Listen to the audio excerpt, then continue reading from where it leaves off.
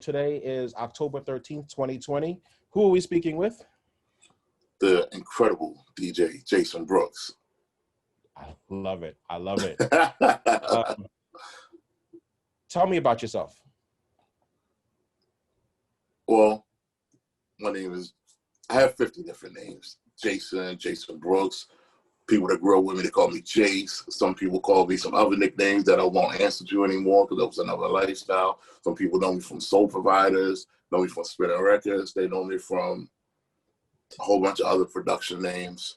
But for the purpose of this, and I'm with my good friend on this interview, just call me Jason. I'm a DJ producer from Baltimore, Maryland, West Baltimore to be specific. I think I've been a DJ my whole entire life, literally. My parents were DJs. My father was a club DJ.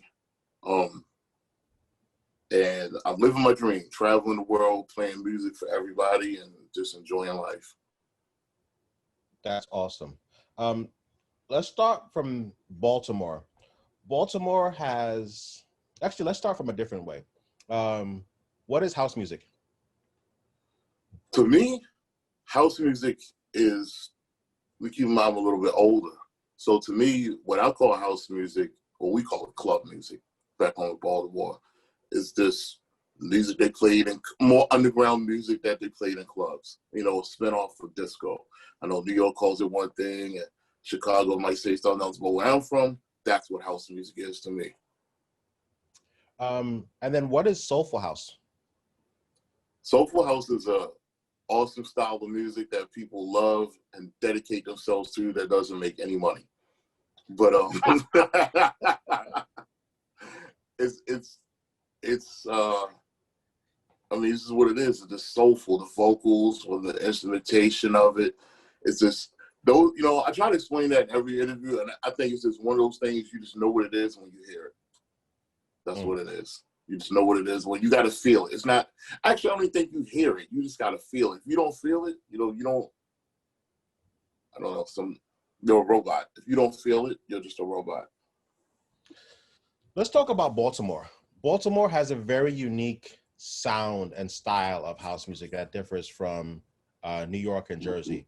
Explain that Baltimore sound and give us some examples of the sound and also the DJs that sort of embody that sound. I want to make a long story long. Not a very long, it's a very long story, but I'm going to make it long, short, long. You have to visit, I tell everyone, you have to come to Baltimore. Once you come to Baltimore, you'll be like, okay, I get it. Just like coming to Detroit. When I first went to Detroit, I was like, okay, I got it. Same thing when I moved to Jersey, New York. Baltimore is a rough city. Nothing soft. Even the corners are sharp. Everything is tough in Baltimore, you know what I mean? And when you hear those, even the drums and music, and all Baltimore music, hip hop, house reggae, whatever, it's just tough. You know, it's the driving force. It's aggressive. Baltimore's a very aggressive city. The defining sound in the beginning was Basement Boys. Basement Boys, Ultra Tay, set the standard, which is a high-ass standard. I mean, they came out the gate swinging. You know what I mean? Basement Boys responsible for Crystal Waters, Ultra Tay, Mass Order, like so many big songs. And then you had DJ Spin. He's out that camp. I mean, DJ Spin, he's a hip hop. I told people I know him from hip hop. And people say, DJ Spin, like, yeah, Sean Spencer is a hip hop DJ masquerading as a house DJ. But he's a serious too. He cut scratch, you know, and everything like that. But he Charisma, Ultra, Neil Conway, myself, everyone else from there. It's a strong, defined sound. We have our own style of music there called Baltimore Club Music, which is, they call it all kinds of different things, break beats and all kind of stuff like that. And that's just another crew of DJs. That would be like Scotty B, Sean Caesar. They're not known around the world, but to us and to somebody like me, he's a hometown legend. Like Scotty B, to me, like he made me fall in love with club life. You see what I'm saying? And before Teddy, before Basic Boys and all that, it's Wayne Davis who owned the Paradise. Wayne Davis was DJing the clubs when my mother was going to clubs. So I think he really set the sound and the pace for Baltimore music. You know, he was one of those guys, like when you play records, everybody went to the record store Monday to get whatever he played at the club. The club's called Odell's. And the guy that owned Odell's lived directly behind me. And one of his brothers actually wanted to talk me how to DJ when I was like 11, but that's jumping ahead. But anyway, the sound of Baltimore reflects the city. It's gritty. It's not really polished. It's just is what it is. Like there's no fake version of Baltimore. You know, that's just what it is. I love it. That was great. Wow. That was great. Let's get right into it. What are the Soul Providers? The Soul Providers was myself, Jason Papillon at the time, and Ian 45 Carey. We started off as a DJ duo that was actually club promotions, DJ duo, alongside my man DJ Legacy. We hip hop DJ. We played hip hop at first, and then Ian and I started playing house music while Legacy was in college. He was like working on his ninth master's degree at Micah or something like that. Who's still one of my best friends to this day. So he would do all the hip hop parties. Ian and I started doing at the house parties at this club called Club Midnight, which is now Auto Bar, something like that right now. And it was just, we were about 100% fun. You see what I'm saying? Just fun. And we just took the name because I think Ian came up with it. On our flyers, it always said like Soul Provided By, and we would have like DJ OG, DJ, whoever, you know, whoever we had as the guest. So we just called ourselves Soul Providers. We couldn't come up with anything else, and the name just stuck and it worked. And then we went from DJing to music production to giving it, trying to make the world happy, basically. As corny as it sounds, like, that's all I want to do, is just travel the world, play good music, and just dance and have fun.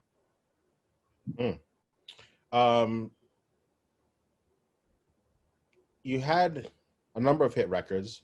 The one that comes to memory most is Rise, which was a chart-stopping anthem. Tell us about Rise. How did that song come together? How did you find the singer? How long did it take you to produce it? Oh my God, that's a funny story. All right, first of all, this year, actually next month, makes 20-year anniversary of Rise. So that song came out 20 years ago. I've literally been traveling and launched a career off of one record. So not to jump ahead, I tell people, treat every record like it's your,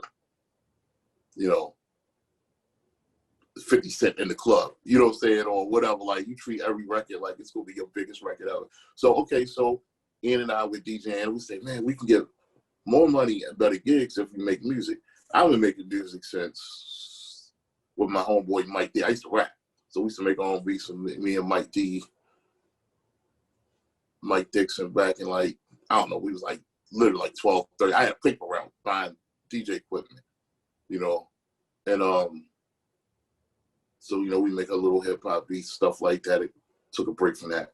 So Ian and I said, all right, we're going to make some music. So we started working. We bought an ASR 10. We had some stupid, big, dumb monitors. We just thought because they were big and they were loud, they were the problem. We had all the wrong equipment. This is like computers. We couldn't do anything on it. It wasn't like Pentium, but when we was talking 1998, So, Ian and I, he had one tiny little apartment with his girlfriend at the time, Anissa. And I always include Anissa in because she sat there and listened to us over and over, 1 o'clock in the morning while she had to go to work in the morning. She just let us learn how to work all this equipment. So we finally think we have something. And I was taking music to Teddy because he's the only person I really knew. And, you know, Teddy is brutal. Teddy Douglas from Basement Boys. So I walk over to the studio, to the office. Teddy is brutally honest. I mean, I've known Teddy since I was probably like 12 years old. We grew up in the same neighborhood. He used to work at a record store where I went all the time. And he's like, nah, that ain't it. This ain't it. But he would give me any feedback. I was like, well, what should we do? You'll figure it out. I'm like, dude, this is not going right. But it forced us to figure, you know, I thought, you know, like, yo, this sound like, tell us what to do. Do we put a tambourine here? Do I put an oboe in there? Like, he wouldn't do that. He was like, you got to figure out your own sound. And Teddy was right. You know, it's like, well, I might as well make the record for you. I was like, boom, word, you're right. So, but he listened to every single thing, every single record. Him, DJ OG, and another guy, DJ Feelgood. They listened to every record I sent them. They never dissed me. And I'm annoying, dude. Like,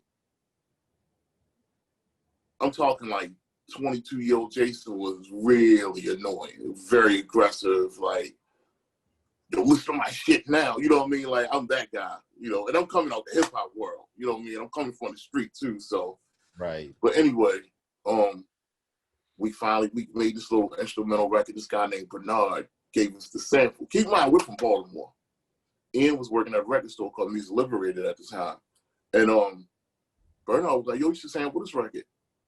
So song was Idris Muhammad, Could Heaven Ever Be Like This. Apparently every single person in New York and New Jersey knew this record, but none of us involved. Like, I've never heard this record before in my life, so we thought we got like a underground classic song that nobody ever heard before. And like I said, Ian was an underground hip hop DJ, so he was all in Premiere and J Dell and all stuff like that. So we sampled the record. It was instrumental at first, and it had some meat to it, but it was like something was missing. We said Teddy didn't like it, and this is where the story gets interesting. He was like, it's cool. Yeah, I said it to some other people, but no one picked it up. So he picked up this one song called Tango. Technically, Tango was my first record. It was the first record released, but Rise was the first record signed. So anyway, so we meet this guy. Ian met this guy. You know, back in the day, record stores used to meet everybody at the record store. Whenever you came to a new city, you went straight to the record store. Who's the DJ, who's the promoter, let me get my flyers, and you were set. That was like our social media of the 90s. So anyway, this guy, his name was Marco. He passed away. Marco, he was like, yeah, I got a singer, blah, blah, blah. Brought the singer over. So, you know, he was like, yeah, we doing house music. She wasn't really on house music. She was like on some Jill Scott, Erykah Badu stuff or whatever. Because, you know, house music is cool now, but it went through a phase where it wasn't so cool. You probably remember those days. It wasn't very cool at all. But, you know what I mean? It wasn't, you know, if you weren't wearing a shiny suit and popping like bottles in the club like Puffy, you was black sauce. So, or you was some underground weirdo from like the warehouse district in your city or something like that. So anyway, she heard the beat, so we started writing the song. She wrote the first line down at Dust of My Soul, and we just started writing the song. I wrote 96% of the record, and wrote it like 10 minutes straight. You know, so we wrote it, boom, boom, boom, and she sang it. So Ian and I were like, yo, boom, we got a hit. That was awesome. So then she left. We started working on it the best way we could. Because like I said, we didn't really have any real equipment. We were like, yo, we need a background on this record because Arise was just too dry. I needed I wanted to be big. So we called her. He was like, yeah, I got a girl. She can sing background. She came in. This was Shellers. So Shellers came in. She was in college. I think she was going to Howard University, or maybe Morgan State at the time. You know, when I tell you, all my energy, I would have bet all my money on the first girl that was singing the song. She had the look, she had the whole kit, like the whole crazy hair. She looked like a star. Shellers looked like a college student, you know. cute, but she, college student. So, all right, the show got on the mic. We didn't even have a proper recording mic, man. We had a Shure 50, 5850 or something like that. Damn concert microphone. And we ran it through a DJ 626 Gemini mixer. So anyway, Shella started singing. And we was like, okay, this sounds different. She said, she's singing just like the other person. I lost you for a minute. So you said she started singing, and then what happened? Yeah, my phone. Yeah, she started singing, and we was like, she's saying the same exact words, but it sounds different. We don't keep in mind, we're young producers. We're barely producers. We're basically glorified beat makers and DJs. Huge difference. So she sang it, and she just did it like she nailed it. Like the other girl had a funky ass attitude and everything like that. But Michelle, she came in, she did her thing. She's like, all right, I'm gone. I got paper to write or whatever. And then she left. But when she left, Ian and I were looking out the window and looking at her. I remember Ian was smoking a cigarette, smoking his Newport. We just like looked at each other because we already knew what was going to happen. We was like, we got to figure out how to tell the first girl that she can't sing the song without even replaying Shella's version, just from that session right there. So we started playing it. Dude, I think we like deleted the first girl. Like we didn't. Whatever. Like it was like Rolls Royce or Citroen. You know what I mean? Or like a Opal, whatever. You know what I mean? Like, so I was like, damn. Like all I kept saying was damn. Like we didn't know what to say. We was like, damn. And y'all knew y'all had a hit. Y'all knew y'all had a hit right there. No, not yet. I'm gonna tell you what I will tell you. So I was like, okay.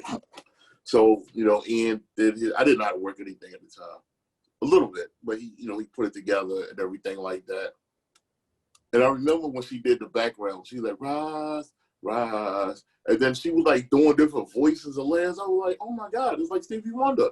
So then then we listened to it. We was like, well, we buried the first girl's vocals. Man, fuck, we just got rid of her. Funny thing is, we never saw her cocky ass again. Wow. Yo, that girl has no idea. I looked for her. It was like, she has no idea. I hope she never finds out. I ain't got no publishing money for her. But, that was a long time ago. But I don't know if they gassed her up a little bit. You know what I mean? And I don't know. She was like, I'm going to be this. I'm going to be blah, blah, blah, blah, blah. What? Okay, cool. Well, you're in our not 3-bedroom. You're in a 3-room apartment over top of a sub shop right now. I'm like, you saw the carry out downstairs, right? You're in a walk up. So, and you are singing in the kitchen. Yo, word, she couldn't even sing in the bathroom. She was singing in the kitchen. It was a bedroom, a room, and the kitchen / come on, man, you know how it is, man. Ian was like 21, 22. You know what I mean? Like, he ain't no money. So that's what it is. So I'm like, okay. Michelle, we did it. We hooked it up. I came back. Ian knew how to engineer a good amount. I think his father taught him something like that. But, he did all this kind of stuff to it. Now, it sounds horrible. The original version sounds horrible because it's poor quality. But you can hear it. And I was like, yo, this is it. This is it right here. So, boom, we started shopping the record that around. And this is when the story gets real funny. So we went to show. We was so pumped up. We was like, yo, you know what? I remember Ian was like, when I get paid, you're going to laugh at this. Yo, when I get paid, I'm going to buy 5 CDRs and I'm going to record it. You had to wait to get paid to buy CDs back in the day. You know what I'm saying? Now you can't even give somebody a CD. But back then, I think a CD was like $15. A blank CD was like $15 or something like this. Yeah. So he was like, yo, because we set everything on a cassette tape. Mm-hmm. He was like, nah, we're gonna send this out on a CD. So I'm like, how are we gonna put it on a CD? He was like, we'll figure it out. So I think we went to somebody's studio or something like that, record or borrow the CD burner. So yeah, our computer didn't have a CD burner. It was like a E-Machine Compacts or something. I mean, we're talking 98. Yeah. So we shopped it around. We sent it to Azuli, which was huge at the time. We sent it to all these big labels, and nobody wanted it. Ian working at the record store. It's a real big lesson in the story I'm going to tell everybody. So we weren't really bummed out. We was like, yo, we got something that we could play in our DJ set. Because back then, that was the whole thing about making music, like your own dubs and stuff, like Tony Humphries and, Dave Morales. They always had special edits that you could not buy in the store. That's what made them standout DJs. So anyway, so we like, all right, cool. My man DJ OG was playing it on the radio. We was happy. Pope was, they was behind it. Ian used to talk to this guy that would sell records to the record store named DJ Dealer. He had a small record label called Look At You Records out of Chicago or Denver or somewhere like that. Denver. Yeah, Denver is just as generic as well. Like, nobody cares about Denver, Colorado, and houses. Being like he was living out there. He was like, yo, I really like this record. I would like to release it. So we like, okay. He was like, but he offered us like $500. We were like, what? What's $500? I was like, all right, cool, whatever. He gonna make it. I was like, yo, he probably gonna steal the record anyway. I could just have something tell my grandkids one day, I made a record. This is the record. Whatever. He's like, I can't give it to you all. One thing he gave us like $300 up front, and he was like, I'll give you $200. Like, I was like, all right, cool. Like, he believed in us, and I believed in him. So we got it. Released the record. He got like a nice remix. It's something that he did a remix of it and sent it to Azuli. And Azuli picked it up. I was like, kept my soul. Like, what? I was like, we sent it to you. This is when I started learning the real music business. I started listening, learning like licensing and everything like that.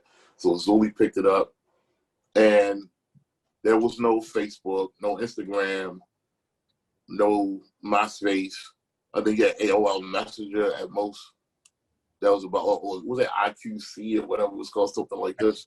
ICQ, yeah. Yeah, ICQ. So we don't know what's going on. That month, my main man, DJ Feelgood, remember I said another record is called Tango. That came out first. I'll tell you about that record another day. Carl Cox played it and started it. I had no idea who Carl Cox was. I met him at the club. I was like, I heard his voice, right? Yo, keep in mind, I'm Baltimore. I ain't been home that long either. I was on a government-sponsored vacation for a while. My many government-sponsored vacations. And I was like, what's up, big sport? Big dude, right? I was short. So I was like, big people, man. Y'all tall people be intimidating us little people sometimes, man. I'm like, get off your stilts. But whatever. He was in the DJ booth and I was down. So a man introduced me to him. He's like, hello. One of the nicest guys in music, by the way, Carl Cox. So he listened to my song, played it. I heard it in the club. That was cool. That was awesome. I still don't know who this guy is. He talks funny. He charts it. So we got a little buzz. So we like, you know what? We're going to go to the Winter Music Conference. So Ian and I scraped up a little bit of money. I had money. I'm good. We went to the Winter Music Conference. Ian's whole goal was to meet Charles McDougall. That's all he wanted to meet. I was like, Charles McDougall? He went, for whatever reason, he liked his singing. He was like, I want to meet Charles McDougall. I just wanted to meet Soul Searcher. That's the song that got me back in the house music. It was on a McDonald's commercial. I can't get enough. No, no, no. So I heard it on a McDonald's commercial. Man, I just love that song. So anyway, I'm getting off. We go to Miami. It's cool. It's chill. And this is like towards the end of the real Winter Music Conference, where everybody used to meet at the pool, and you would see like Simon Dunmore, Tommy Silver, David Morales, shirtless, of course, Eric Murillo, like everybody, like New York. It was like the Puerto Ricans was New York, and the Dominicans or whatever. I was like, the black was it was like clicked up, but it was like separate at the same time. So I was like, okay, all the Colombians, I was like, oh, there go the Colombians. That's Subliminal Records crew, you know, Harry and Eric and all them.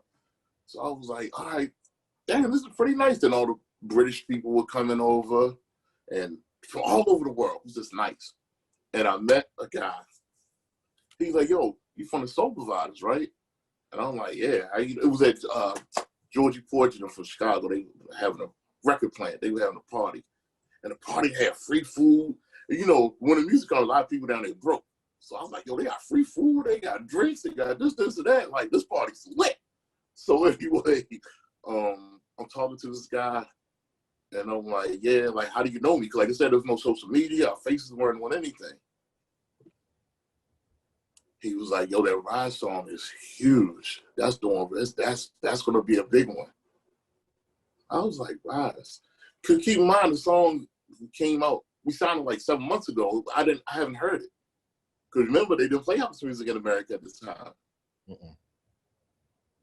Only time you heard house music was like at a super underground club or like on somebody's making fun of gay people or something like that. It was gay music, you know. So I was like, right, oh yeah. He was like, yo, who's that girl? She sounds like Pepper Shea and all the stuff like that. So I'm talking to him, and he's like, what's your name? I'm like, he's like, Brian Tapper. I was like, okay, look, I'm ignorant as shit. I'm like, oh, what do you do? I was like, yo. I'm like, oh, what do you do? He's like, real humble though. He's like, yeah, I DJ, I produce records. I got a label called Sulfuric. I was like, oh shit, I love Sulfuric Records. So he was like, yeah, I know Baltimore pretty well. John Julie Stipe, this, blah, blah, blah. So I was like, okay, cool. I was like, yo, how did you hear my record? All the way down here Florida. I'm dumb as shit. You know, so I was like, how did you hear my record down here? He was like looking at me like, yo, that's like one of the hottest songs out right now. I was like, it is? I was like, okay, whatever. You know what I mean? I'm like, yo, I'm trying to get over here on this on these chips. You know, they get low on chips and they got free juice and soda. So you know what I'm saying? Like,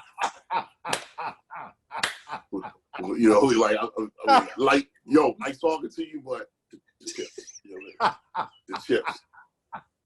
And yo, you know what that year was? It was, remember little Elan from Cuba? Yeah. It was that year. So everybody like, so Gente was out there like deep, yo. So all the Cubans out there like, free Elan, blah blah blah. So I'm like, wow, Cuba is lit down here in Miami. So all that was going on at the same time. There was just a lot of stuff going on. And it was it was just crazy. I don't know anybody. All I know is a couple of Baltimore people and like names that I've seen on records, you know, like Masters at Work and, you know, a couple of other people. So I was like, it was so funny. I was like, yo, what do you do? Because he told me his name, like Brian. I was like, oh, what do you do? He was like, because like, how do I answer that? I'm Brian Tapper, you know what I mean? But he was real cool though, real cool. So he was like, yo, so my partner Mark, he was like, yo, we having a party, come through. I was like, nah, I heard about these parties. Y'all invite people. Then I get to the line. I ain't on the guest list. You're going to embarrass me. I'm going to shoot the whole club up. Because I'm still real Baltimore. You know what I'm saying? I'm still Playboy Chase. Yeah, I'm all, that's how I afford all this stuff. You know what I mean? So I was like, yo, don't let this house music stuff fool you, boy. That's these hands. You know what I mean? And that was like house music. Nobody was into that house music. I was like, all right. Like, I bumped into somebody's stuff on shoes. Like, oh, it's okay. I was like, oh, you're dead. You know what I mean? Jamaica Club, you're done. No more. Ain't no meet me outside. Ain't no apologizing. What? Boy, you step on my valleys? You step on my clocks? Exactly. You're done. So anyway, Brian introduced me to a couple of people. Oh, it's equally embarrassing. Because he was like, yeah, this is, it was like, this is so-and-so. I'm like, oh, hey, this is so-and-so. This is blah, blah, blah. And all those people I named were like, Kenny Dope. I was like, oh, what do you do? You know what I mean? It was like, this is India. I was like, oh, yeah, you sing that record, my brother, like, To Be in Love. She was like, nigga, what? It was like, who are you? So Ian knew all these people because he worked at the record store. So I was just like, I mean, I'm looking for like Ghostface Killer, Raekwon. You know, I'm more like that. So yeah, he was like, yo, this is Mike Dunn. I was like, oh, he young like me. I'm like, what's up, man? You know, he's kind of, you know, he got hood dude a little bit. Yeah. Anyway, I had a lot of fun at that party. So we went to the party. And it was just like, it was called Friends of Ours. And it was, everybody was there. And then David Damone was, anyway, I heard Roz like 30 times at the Winter Music Conference. And I was like, how in the hell did y'all get this record? I only had it on one CD. Like, y'all make, like, I didn't understand how promotions worked for that and everything like that. Cause I'm like, yo, this DJ is from like Italy. Italy was on fire back then. And, yes. So Italy's had the best coming out, man. The best. So I was like, left out, like, yo, this is really cool. And I was getting like all these remix projects and stuff down. They were like, hey, we want you to remix for you. I'm like, who are you? They like, I'm from you know, this label. I was like, never heard of you. And then I didn't realize these guys like on top 10 all the time and stuff like that. I wasn't pricing my work properly. But anyway, that's how Rise just like, it just blew up. Anyway, I know I made the long story longer, but all I wanted to say is, yo, you gotta give a little guy a chance sometimes, because somebody believed in me, like a small little label, and I gave him a chance. He worked the hell out of that record. That affords me a career 20 years later. To this day, I still like, I mean, I've had way big other hits since then, you know what I'm saying? But that one record, my first record, people was like, yo, and it was a special time for house music. Like, vocals were this, like, you couldn't have no garbage vocals back then. I mean, you compete with India, Barbara Tucker, Dawn Tallman, Michelle Weeks, the vocals on, like, popping at the time. You know what I mean? So I'm real proud that she was able to cut through all those big, great singers and be right there champion with them. You know what I'm saying? It wasn't auto-tuning and all that stuff. Like, you had to actually sing. And your production had to be on point. So my whole goal was I wanted to sound like Subliminal, because they had a whole filter thing going on. So Fear had a whole filter disco thing going on. So when people would like mention our names with that, like, I couldn't believe it. You wanted to sound like who? Like Sulfuric and like Eric Malone, like Subliminal Records and all those guys. So that was the sound I was like really into at the time, and I still like it to this day. And then they also got my first out the country gig in Amsterdam, which I still go to regularly on Amsterdam for played my first festival. It just took my whole career, production DJ career everywhere. It just took me to a whole nother level. My next question is, how did that record transform your life in terms of DJing, producing, traveling? Like, talk to us the effects of that record and how it changed your life. I'm gonna be honest with you, and it's gonna sound cliche, and I ain't gonna get too deep into it, but I know this ain't hip hop, nothing like that. So these little hip hop stories, whatever, like that. But my street game is serious back home. Mm-hmm. People say they were in the streets because they had to be in the streets, and I didn't have to be out there. I love it. All the street shit that comes with it. Stuff, exactly. Stuff. Yeah, I embrace it. Keep it. Yeah, exactly. Yeah, stuff. Yeah. I love it. I like all the cars.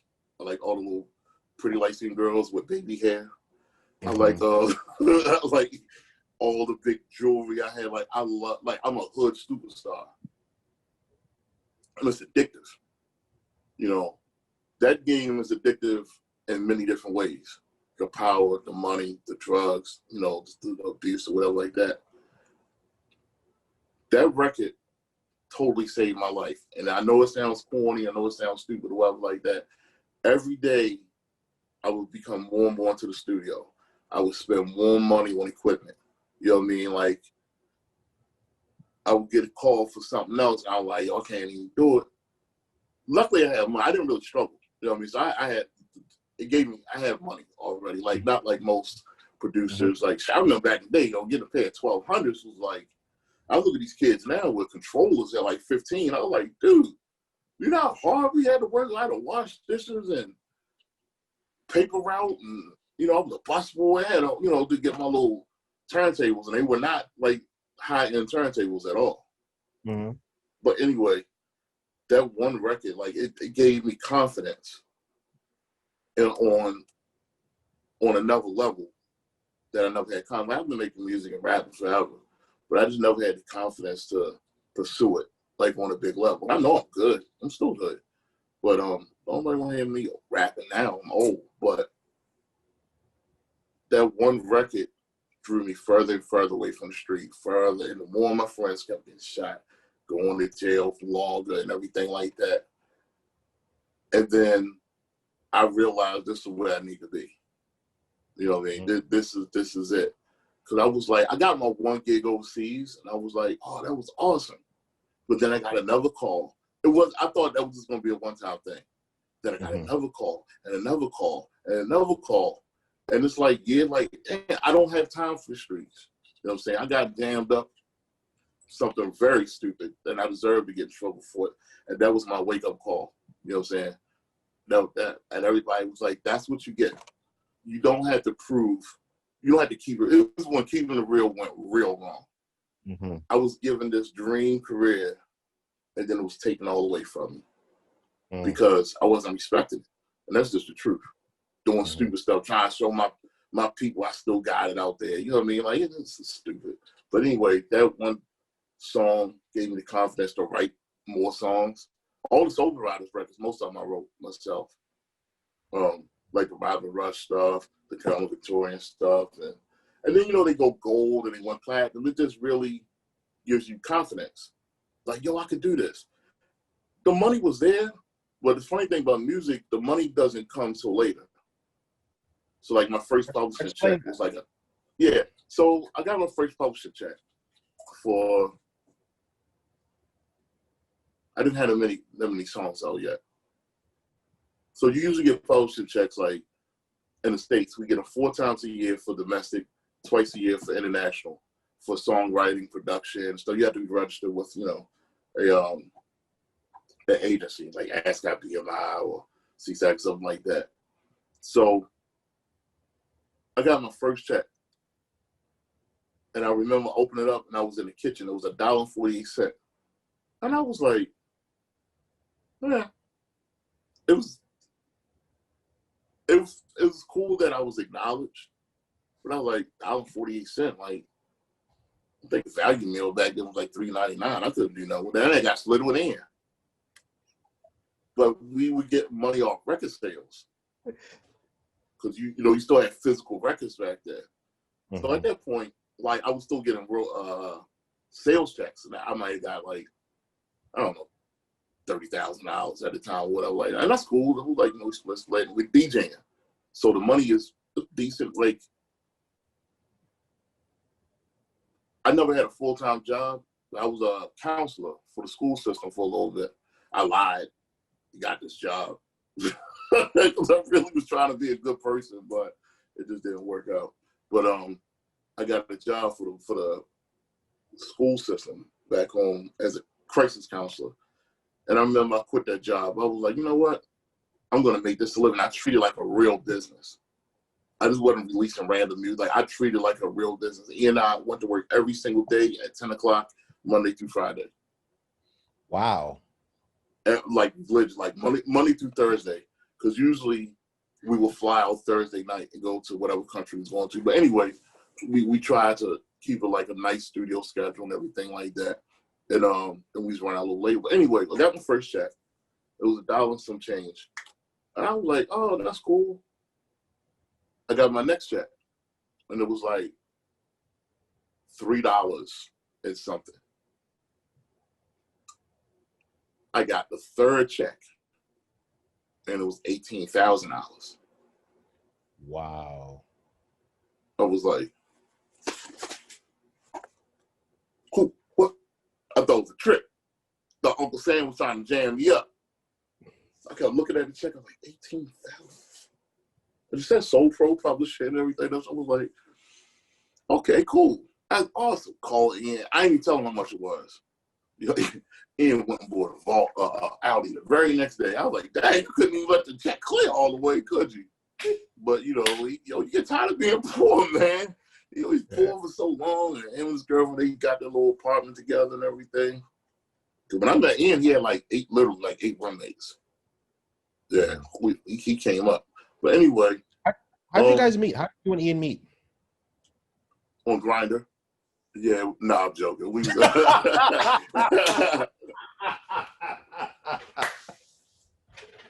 I told somebody we met on a gay website one time, and they gave us at the airport. They gave us a free upgrade to for Germany. Cause I told them we just got married, and they gave us a free first class. They were like, "Congratulations, they upgraded us." So, like I said, we met. He worked at the record store, and we started DJing together. So that's how we met, and we had common friends. I used to be really into graffiti. Really into graffiti. He's dope with the graffiti. He's nice with a can. And we kind of knew some of the same people. The graffiti world's weird because you see the names, but you don't know who the actual people are behind it. Yeah. They're mysterious. Yeah. So then, so we start talking about that. But yeah, so we got that check. And I remember, I never forget when I knew I was on for real, we got like a $36,000 check the next year. Wow. And then I was happy, and then I was real mad because I was like, all right, $30-some thousand. That's a lot of money to split between me and Ian. That's cool. That's nice. Not sales. That's the publishing from being played so much on TV and radio and everything like that.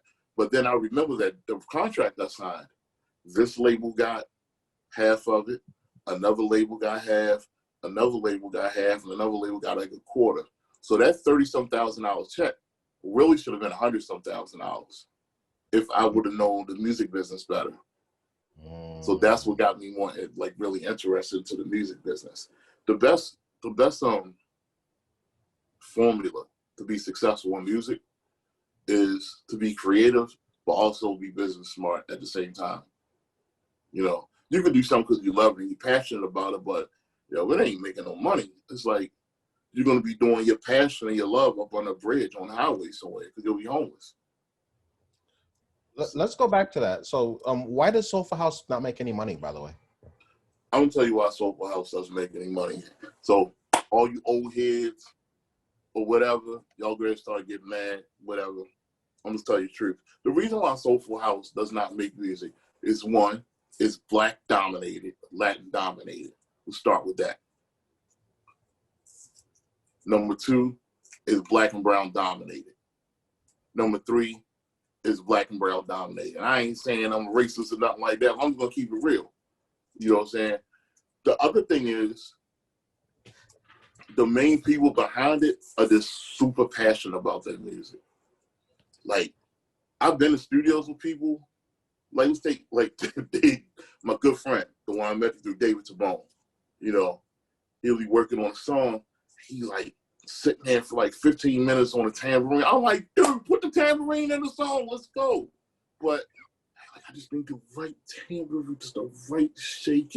I need the EQ. I was like, yo, dog, you killing me over here. It's a tambourine. Boom, clot. So they are so passionate and care so much about the music. Their brain usually doesn't have room for the business part of it or anything else. And you get ripped off by all these other labels. You see what I'm saying? By the labels. So it's like, you're so happy that you got this good song. I listen to a song he doesn't count, but let's just take Josh Milan. Dude got a whole brass section, guitars, bass, live, 5 different vocalists. You see what I'm saying? And it's incredible. But it pays off for him pretty decent. But there's a whole bunch of people that have that put that much effort into their music, and they lose money making some of these records. Like they spend money on the mix down, the mastering, this, that. But when it comes to promotion, they have horrible cover art. They don't spend money on PR. You know what I mean? Like none. And that's part of the music business. You can't. It don't matter how good your product is. People got to hear it. You got to spend money. You just don't make a record and then put it out on SoundCloud or whatever. Like, yo, check me out. Nah, you gotta. It's a real business. You gotta. There used to be a lot of blogs. There's one incredible blog back in the day, Bounce FM, Speed Garage, that and that. Appreciate you. Other ones. Yeah. I was like, yo, this is it was another one. I can't. It was Deep House something. Deep House Page. Deep House Page. And it was they bickered too much on there for me, but there was only a handful of for that sound of music, and you stay true to that sound. I said, yo, why don't I would tell people, because I moved on from that at that point, you know, from my sound, obviously. But I said, yo, why don't y'all have parties and give money for it? These things cost money to keep it going. You see what I'm saying?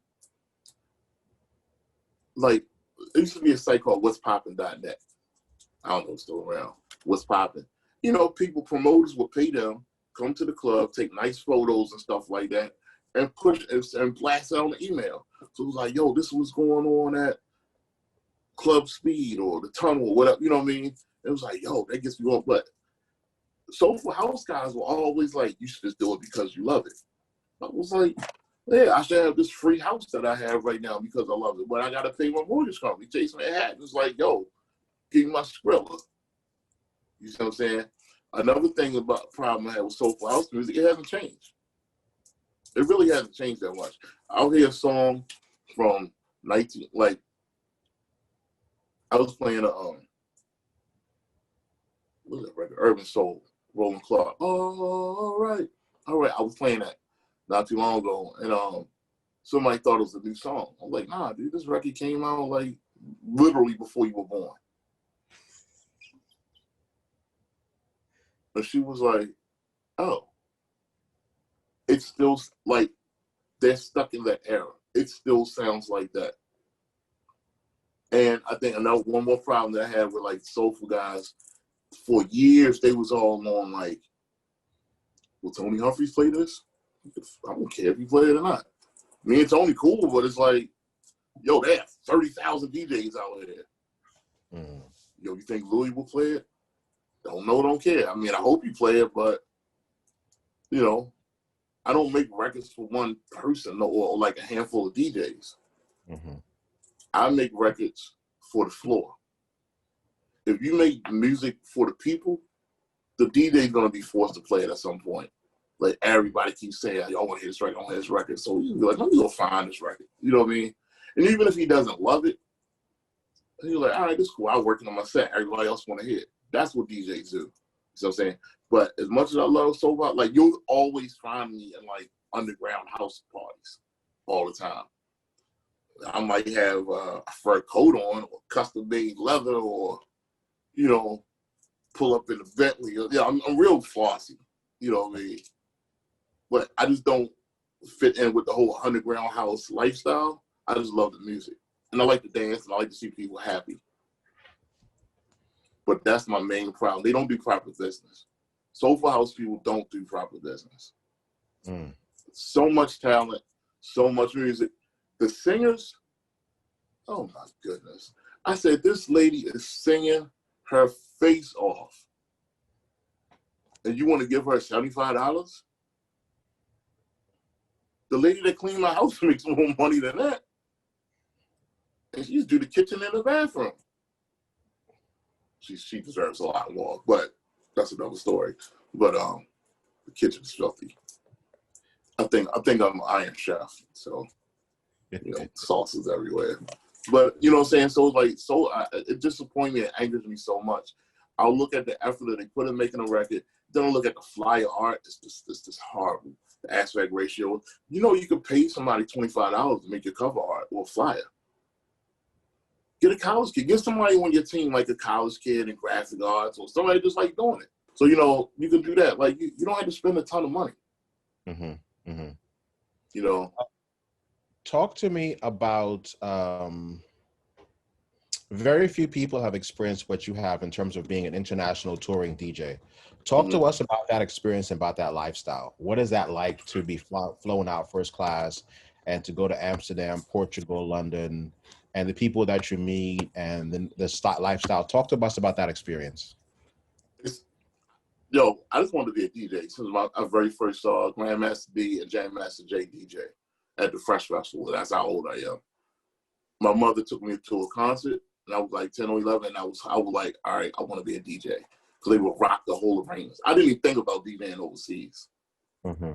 When I found out it was possible, I was like, okay, I want to go overseas because I was cool with Teddy from Basement Boys, Spin, and all. They were like, yeah, I just came back from Japan. And I was like, what? To DJ? I was like, all right, cool, I could do that. It's been the most rewarding thing in the world because I've met friends. Not just know people, but I've literally made friends that are real friends of mine all over the world. You know, all over the world. It's nothing like people singing your music that don't really speak English, but they figured out enough English to sing your song. That just gets me crazy. I've DJed in front of, you know, you see me at Love Parade, Fast Forward Parade, you know. I DJ pretty nice size gigs, you know what I mean?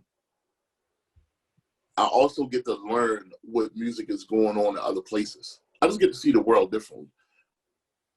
I experience racism different. I experience classism different. Unpack all of that.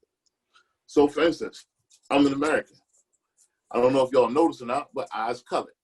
And we get treated different over here. I don't care. And you can be rich or whatever like that. You're still black at the end of the day over here. And things aren't, you know, like the 1920s. But it's still racism. America was built on racism. I know people feel uncomfortable. They're like, I know it's time is different. No, it is different. Oh, it's different for black people. This is what it is. You know what I'm saying? So anyway, but it's different levels to the racism. Like where I live right now, it's like, hey, Chase, how you doing? I mean, I live in a really, really nice area. You know what I'm saying? And it's like, they still give you that look a lot of times. You know, it's like, I get they figure like, oh, you can afford a house around here. You know, I guess you're one of the good ones. And then when they hear me speak sometimes, you know, oh, he doesn't sound like one of those rappers. He's one of the good ones. And you know what that means. He's one of the good ones. So it's like, all right. I mean, we experience so much racism in America. We just normalize it, just keep it moving. Because you'll be fighting everybody all day long if you let it all offend you.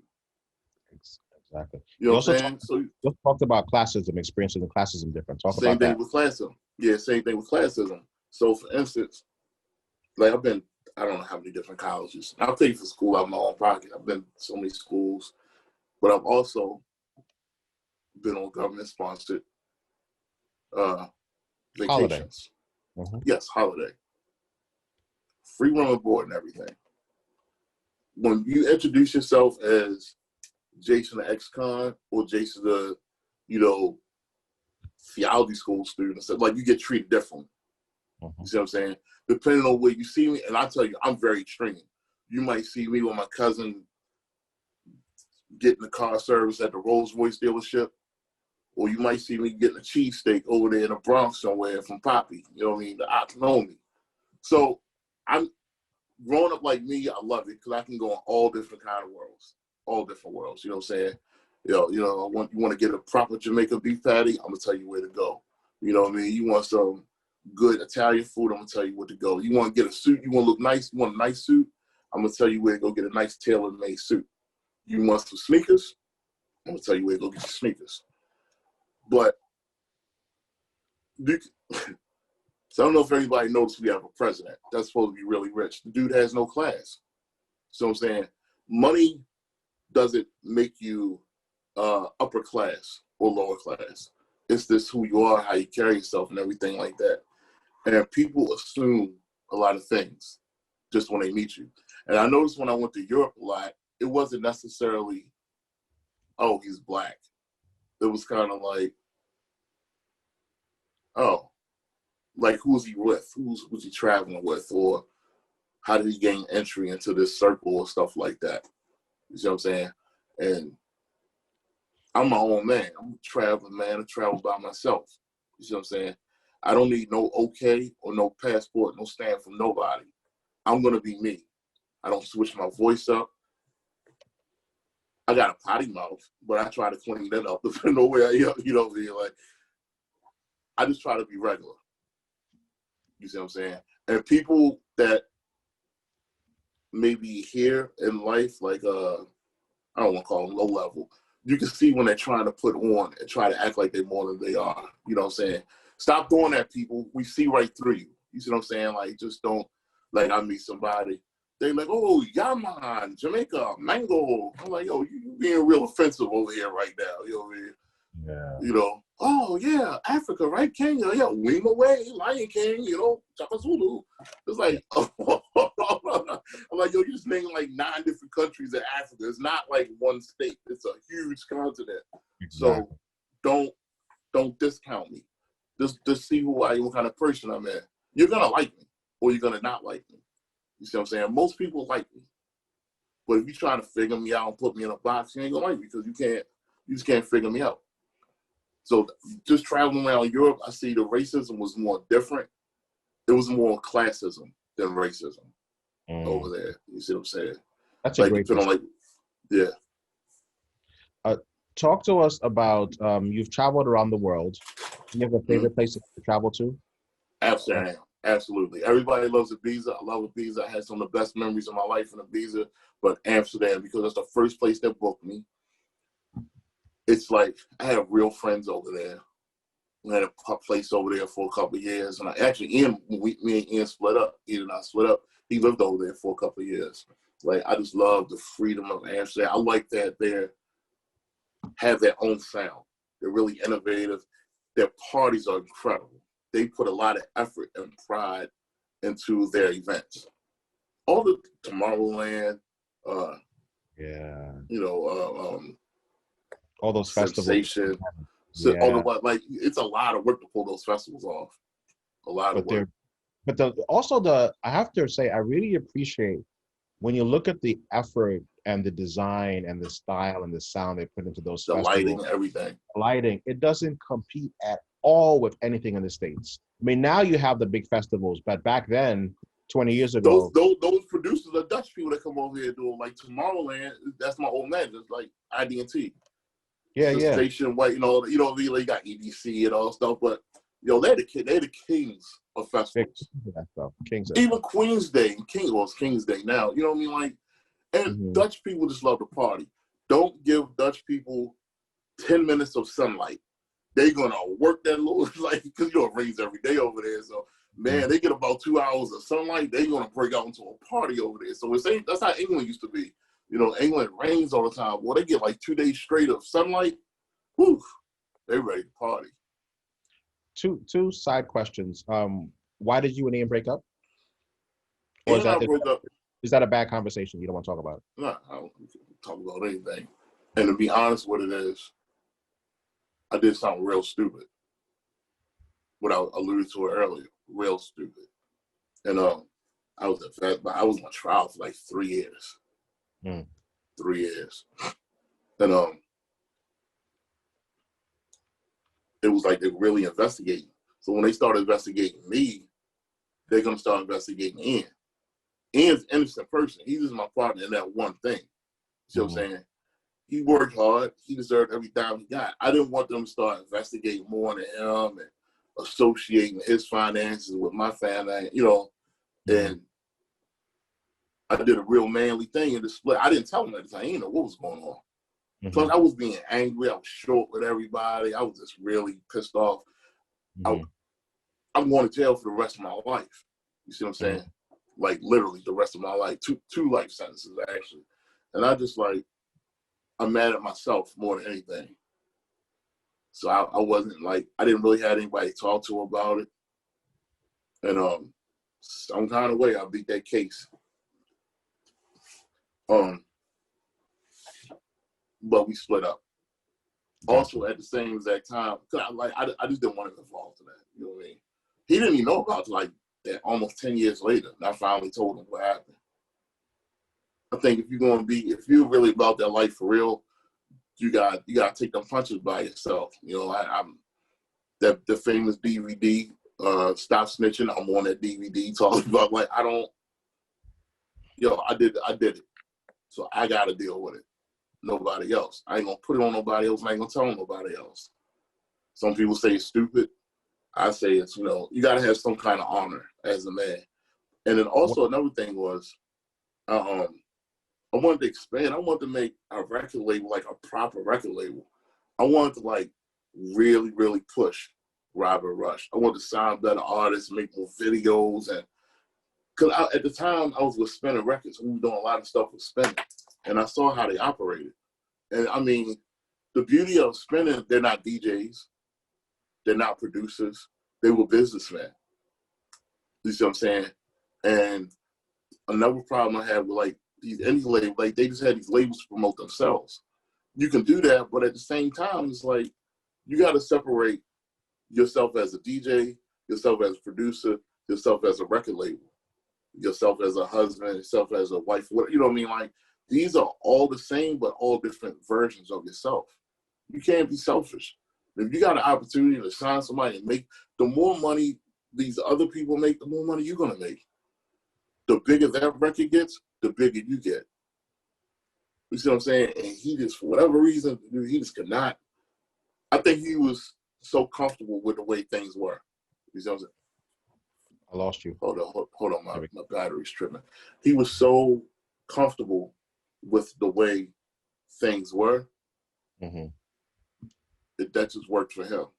But I've always had money. So I know I want to make more money. You know what I mean? So what year was this that you guys broke up? About 2003. We broke up-ish like 2003. And it lingered. Then he also did something that really made me mad. He re-released Rise. That record was special. Because I didn't have a passport. They took my passport and everything. And I got my passport back and I wanted to start DJing. Because honestly, that's the only thing I could do legitimately. I have no job skills. Mm-hmm. I thought about doing porno, but even that's free right now. But anyway, he re-released. I talked to him every day. Every day he was living overseas. And he redid Rise and didn't tell me. And it just came out. And I just saw it like on all the charts. Mm. I was like, yo, you don't do your boy like that, man. You know what I mean? I get paid for it and all that stuff. Like, it was beyond the money. I was trying to get my name back. Because when I took a long break like that, I had to totally reinvent myself. I still never got all the way back to where I was. And that's cool. And I got sick. So it was just a series of bad things. You know. Talk to us. Many people have the fantasy of living abroad. What was it like to live overseas in Amsterdam for a while? Expensive.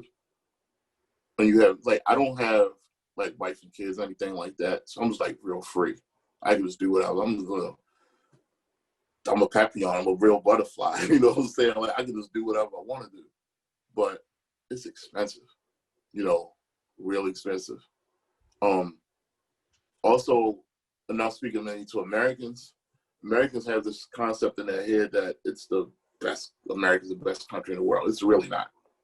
It's really not. It's cool here, but it ain't really the best. Schools, education, everything like that, you know, healthcare is not so great here. You have to have a safety net. So say you have kids. If you don't have any family over there, who's going to watch your kids when you go to work? You see what I'm saying? Or if you get sick or, you know, like little things like that. That's the main thing, is not having a safety net. You just kind of feel out there by yourself. You see what I'm saying? a lot of people go over there and they can't get jobs, you know. And I think they're confused, like, oh, I'm going to stay in Ibiza for the summer. They, you know, they're a waiter or waitress. That's cool, because all you want to do is you just need money to party and have somewhere to live. But as an adult, when you realize, like, you really need, like, that Skrilla, you know what I mean? And, like, you get a job and they're like, okay, well, this job here pays 2,000 lira. You're like, ooh, okay. And you realize 2,000 lira is like 25 cents or whatever, you know, or the euro exchange and everything like that. It's main thing is financial. But culturally, it's you need to learn the laws of each country you go to, because what you can get away with here in America, you can say whatever you want about the president. It doesn't work like that in other countries. You know, you're not, you just can't do whatever you want. You know, man, you need to learn what's going on. You need to learn cultural differences, you know. But that's pretty much it, you know. My next question is, knowing what you know now, how would you approach your DJ career, production, and sole providers differently, if at all? Oh, definitely. I would have assembled a better team. You know, my first international gig, I just got it on the string. It was actually for a funeral for the guy that created Sensation.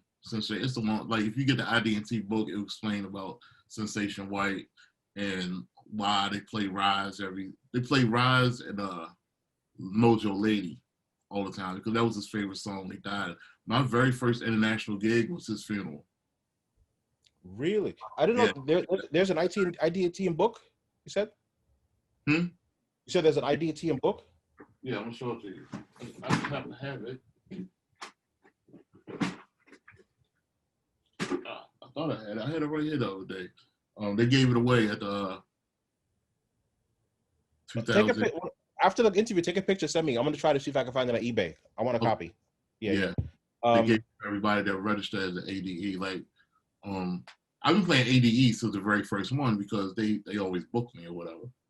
So take a step back. What is ADE for people that don't know? Amsterdam Dance Event. And what is the Amsterdam Dance Event? It's what the Winter Music Conference used to be. Woo, Dance Event.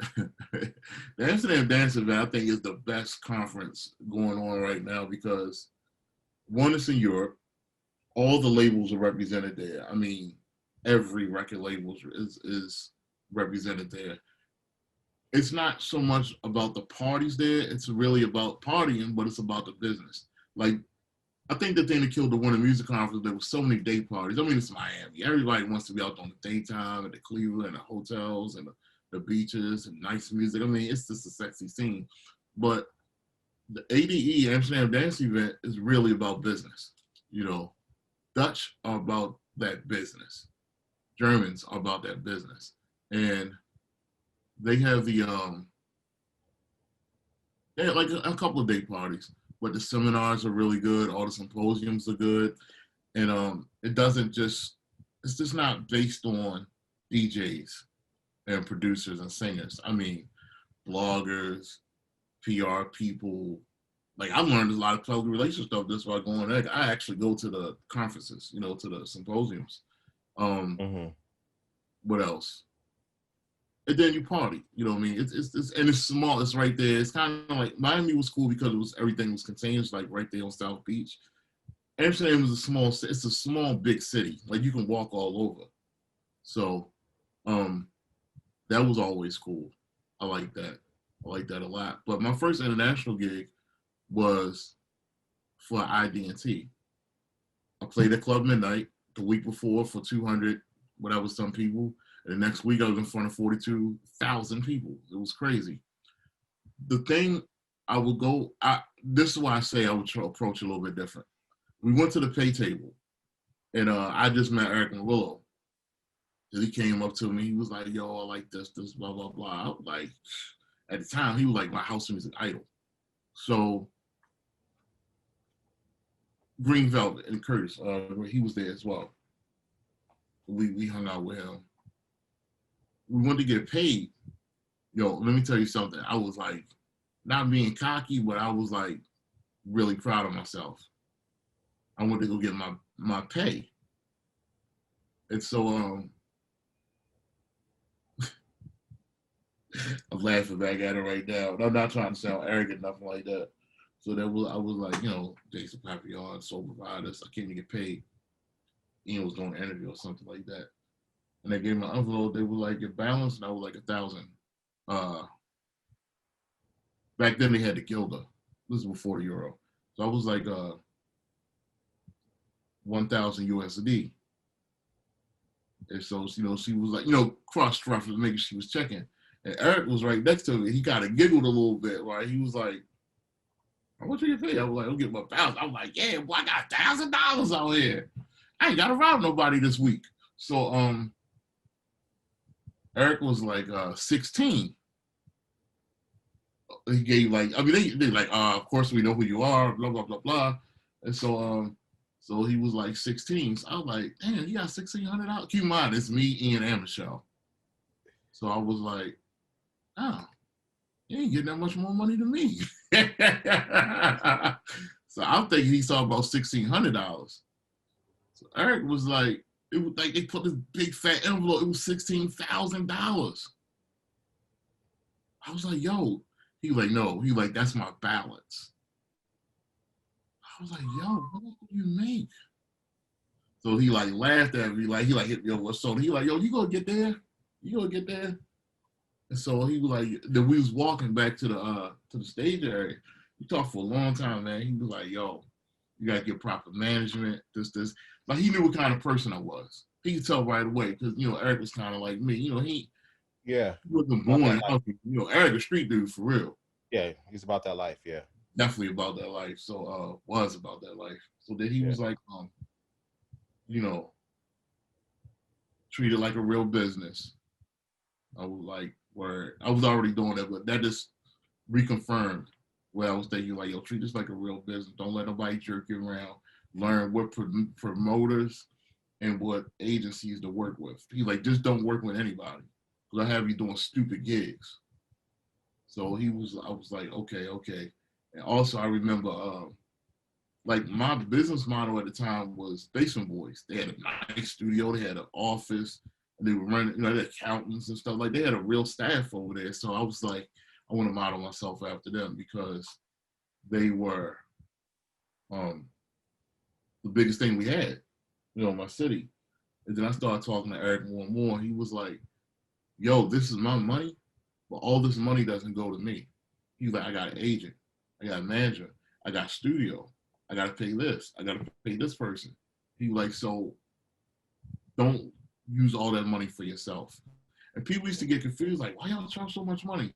Because I had to pay for a lot of stuff. You see what I'm saying? I got to pay a lot of stuff. And I got to pay my own personal expenses. So what I would have done differently back then, I would have marketed myself to a agency that could really handle and put me where I need to be. IDT did so much stuff for me. I was in magazines, newspapers, and all the stuff like that. I just didn't know. Like I said, I'm from hip hop where I'm thinking like Violator Management, Rough Rider, Def Jam, Rush Management. I was looking for something like that in house music. And honestly, they really didn't have it. They kind of still don't. That's another reason why the music isn't so good, right? Especially the soulful house stuff. It's like there's no agency to do all that stuff. So much talent, but it just falls on, flat. No radio put, and they play the music on the radio. They play it on the radio. I've been to every country you think of, all over Europe, and then they play it on the radio if it's good. Yeah, but you gotta know how to get it to the radio, and that's the whole thing. And then, what advice would you give the next generation of DJs and producers? Stop listening to old people. Straight up, do your thing. The way they did it in 1998 ain't the way they doing in 2008. The way they were doing in 2008 ain't the way they doing it now. You know what I'm saying? Like, I don't like people. It's like, let's take my age group for whatever. I just turned 25 years old. Plus a couple of years. But anyway, they always want to talk about shelter.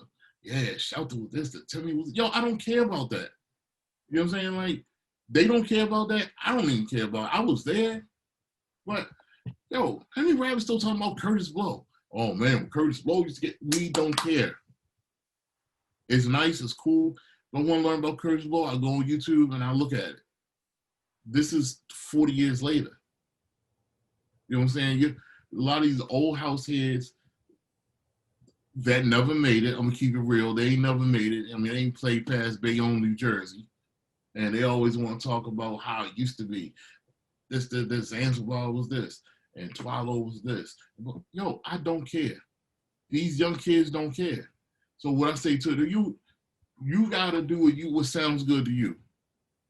If you like this style of synthesizer, you like this content, you like this type of singing, do your thing. Don't stop. Stop trying to make, unless you purposely want, like I'm working on a song right now that's got an old deep house sound, but I'm purposely making it sound old. But I don't live in the past. I had an awesome past. A real awesome past. I'm trying to make new memories. I'm not trying to sound like somebody else. Like, move on. Stop listening to them old heads, man. I know they legends and you look up to them and everything like that. Word up, a lot of them are stuck. And that's why they're not gigging. That's why ain't nobody buying their music. And that's why they work part-time at the Wild Wild, because nobody wants to hear them. You sound mean or whatever like that. I learned early on I wasn't going to submit to the old school. You know what I mean? Like, if it worked, they would be doing it right now. It doesn't work. We only have vinyl. They talk about vinyl.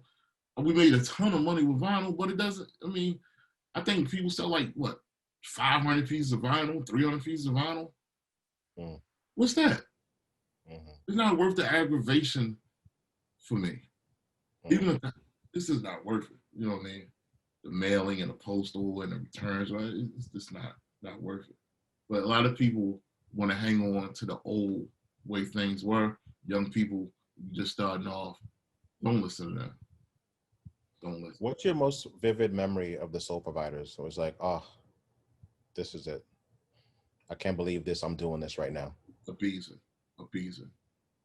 I went to my very first time in Ibiza.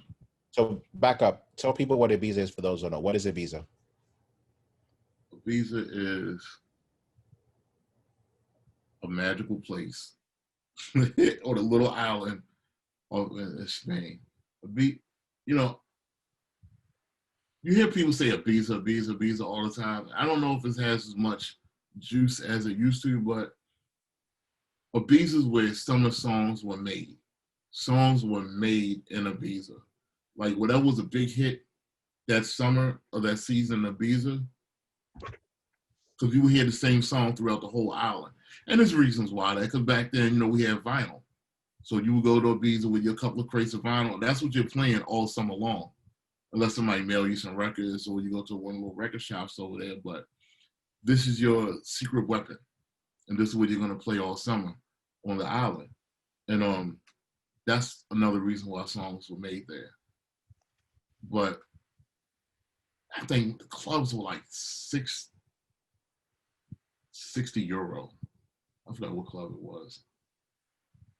What's that club? Pasha. I was at Pasha. So we got there. Dude, I don't know, man. Like 4:30 in the morning. It's just starting to kick off. So we get there. I'm in line. They let me in. They had like a little store in the front. We get little keychains and bumper stickers and all little tchotchkes and stuff like that. Whatever. I was like, all right, I'm gonna give you something when I come out as a memory, because I'm corny like that and I don't care. But I like memories. I like magnets and keychains and little stuff like that. I walk in the club. Y'all can still remember it. I walk in the club and I'm hearing this song. And they are rocking. Bobby D, definite. The whole Dave, who was that? Baby. Mix. Yeah, definitely. The whole Def crew. It was their night.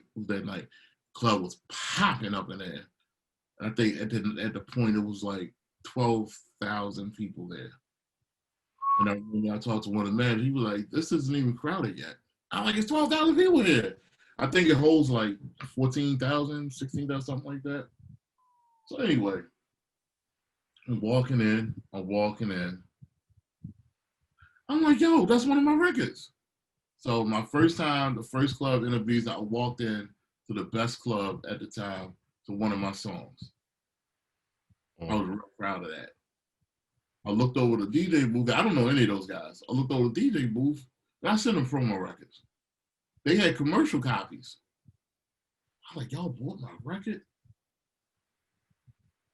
I mean, the record was $3.99 back then, but still, you know what I mean? It was like, you went to the record store and bought my record. I sat there for a little bit longer. They played another one of my records. David Morales comes in. He does his whole thing or whatever. Like 3 or 4 songs in. I mean, they going bonkers. You know how it is over there. They're going like nuts over there. Everything is kicked in real well, if you know what I mean. So, and he plays one of my records. He has commercial copies, and he has 2 copies.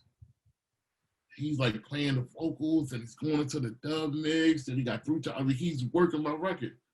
I was like, so now I'm like, I don't want to be corny. Be like, "Hey, I'm Jason. Thanks for playing." You know, I ain't want to be like that. So I'm sitting there, and it was like, what's her name? Weinstein, Judy Weinstein. It was her birthday, or they were having a party for stuff like that at the DJ booth. And I remember one of them, they was like, Jason. So I'm like, I know I hear my name, but maybe I'm bugging. You know what I mean? Like, they don't know me. You know what I mean? Like, they're like, "Yo," now I'm looking at his hand. I think it was like Baby Heck. I'm like, "Yo, come in the booth." I'm like, "More? Okay." So I get there. They were like, "Yo, what's up, man? Like, how long you been here?" I was like, "I just got here like this morning."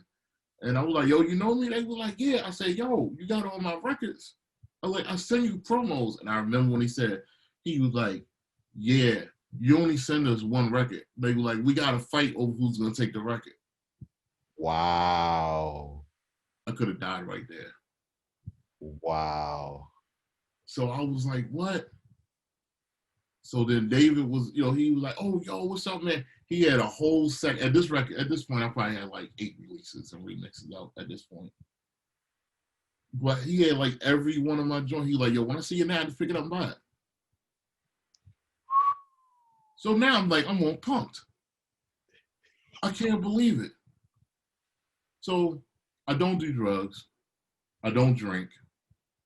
So I'm naturally high at this moment. I'm so glad like I got to like that was 15, 16, 17 years ago, but to me that's still like a defining moment that just made me feel real good. Some people that I looked up to buying my music and playing it at the hottest place in the world at the time.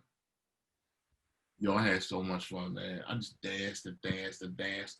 Then that night I was leaving, I met Jamie Lewis. We still cool to this day, him and his wife from Purple Music. So I was like, wow, I'm being accepted. I'm meeting all the people I looked up to. And they're regular people, just like everybody else. It just made me feel good. I was like, all right, I'm in. I ruined it a little bit sometimes because I was so business all the time. I was always like, "Yeah, well, if you need a remix, and if you never like, yo, chill out, we cool, we gonna talk about that later." But I was just so hyper focused on business stuff at the time, and I just need to learn how to chill and relax, and enjoy the ride. I wish when you asked if I do something different, I wish I would have did that more instead of just focusing on DJing. You see what I'm saying? Like I've been to all the museums. Like I went to school originally to be a history teacher. So I would say, "Oh wow, that's this," or the Van Gogh Museum, or this and that. And I like all that, but I should have spent more time.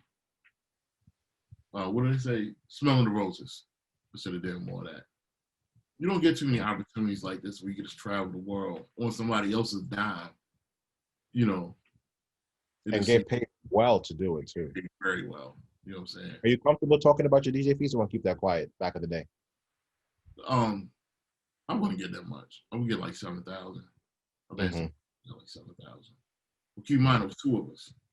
Right. For me by myself, I would get like 7,000. Mhm.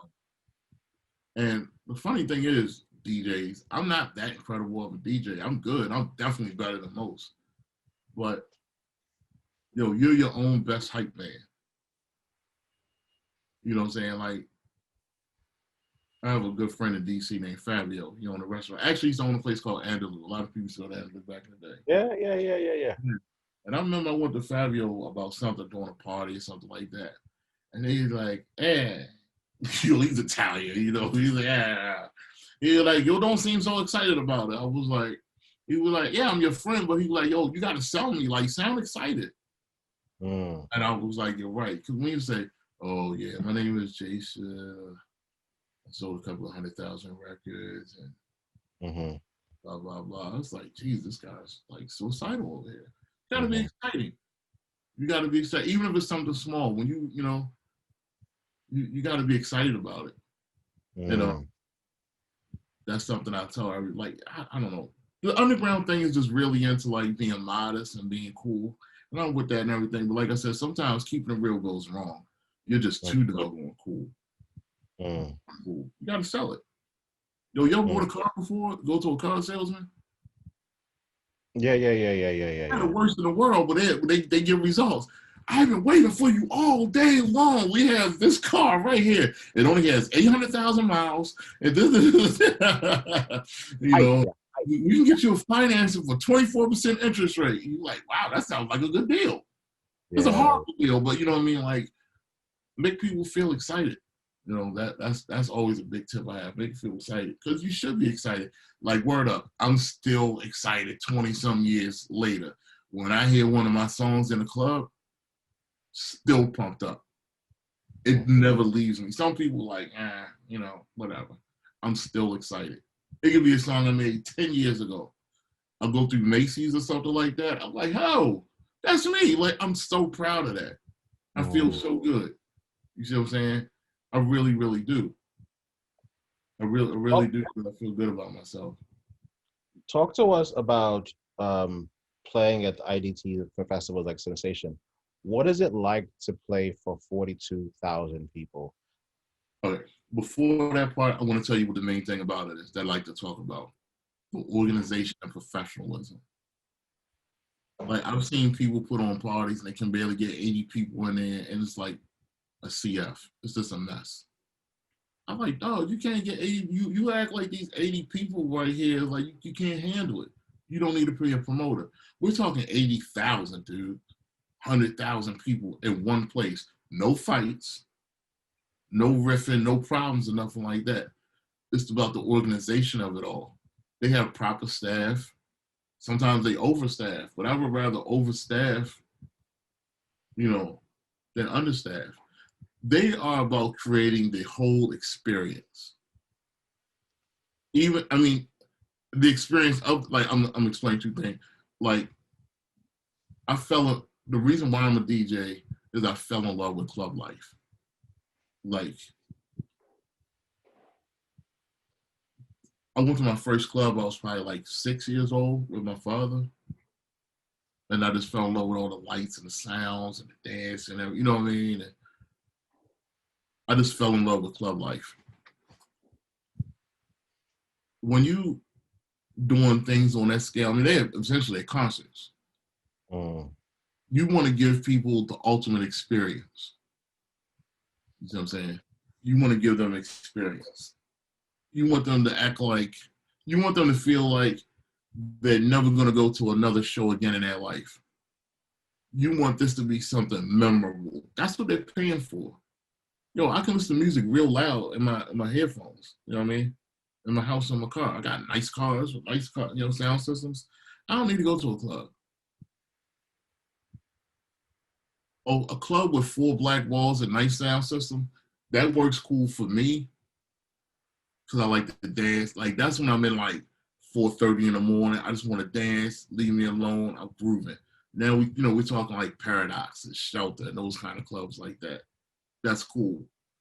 But for the most part, people want an experience. They want to escape everything.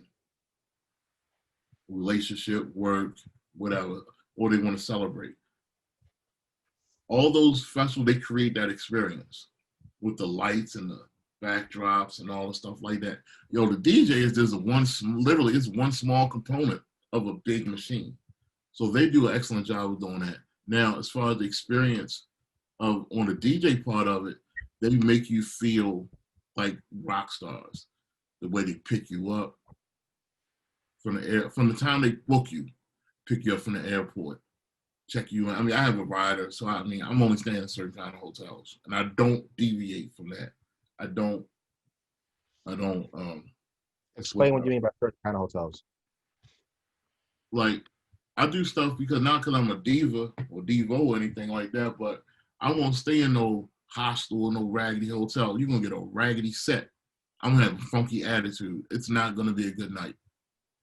So I've never stayed in one, and I ain't gonna stay in one. When you get my contract, my roster, I gotta stay in 4-star above. It's not because I'm being, extra or nothing like that. You want your talent to be well rested and a good mood. So by the time they get to the event, all that energy and time is dedicated to your set, your 2 hours, 5 hours, 10, or whatever it is. So my accommodations have to be a certain kind of way. My food has to be a certain kind of way. And the travel has to be a certain kind of way. And that's, and if a promoter doesn't honor that, it's probably not going to be a good gig. Those are the kind of promoters that were like, we didn't make a lot of money tonight. Yo, I don't care how much money you made. I told you, you knew how much money I wanted when you booked me 3 months ago before you got me over here. So I don't know if you got to go sell a kidney or something like that. Your boy's going to get that money. And it's going to be a problem. And I'm not trying to be tough guy, nothing like that. I can give you some names and numbers. It's going to be a problem. Yo, if you're a promoter, have everybody's money before they even get to the venue. But anyway, when you give a DJ or a singer or whatever that experience that they're used to, you're going to have a good night. Everybody's going to, the talent's going to have a good night. The crowd is going to have a good night. It's going to go down as a memorable night. See what I'm saying? That's important. And I noticed that was another thing I noticed when I started going mainly to Europe. The way they treated the DJs was totally different than the way we get treated here in the States. In the States is like, I don't know, get your dollar cab or whatever, dollar, like this, I see you when I see you. They don't give you the little small things that you ask for. It was like, I just asked you for some Red Bulls for me and my friends, and X, Y, and Z. But they don't always treat you like that. Now, if you're from out of town, they treat you better, but I just think you should treat your local DJs the same way you treat international DJs. If anybody ever DJ for me at one of my parties, they will tell you I treat everybody the same way, from the opening DJ to the closing DJ. Mm-hmm. Everybody gets the same treatment. So we talked about Soul Providers, how you met, the journey, what it's like to play for 100,000 people, whatever, traveling, 4-star hotels, but not everything is tits and glitz, right? There's some parts where it sucks, right? Talk to us about the part that sucks about being an international superstar DJ. So I'm gonna get deep into that one. Like, so I used to do this party called Wildlife in Amsterdam with Tiesto. Sometimes, like, we would do the club side, he'd do his side at trance style, whatever like that. And we would like eat dinner and stuff like that. I used to ask Tiesto all the time. I was like, yo, you're like the #1 DJ in the world right now. It's crazy. He was like, yeah, but he was like, it comes with good and bad with that. He was like, I have nieces and nephews that are like 6 or 7 years old. I still haven't seen them yet. I was like, oh. I thought about that, and I started thinking about my own life. So like I love cars and trucks. Like I love my Range Rovers and stuff like that. But I'll buy a Range Rover. It costs a little money, but I don't have a chance to drive it. I got one Range Rover. I got 2 houses. So like right now I'm in my summer house or whatever. Though it's not summer anymore. I had a car that I bought and I think it sat for 8 months. Mm. I didn't get a chance to drive it. We lived at the other house. I got in my other house right now. I got a Range Rover to sit right there in the driveway. It's been sitting there since last March.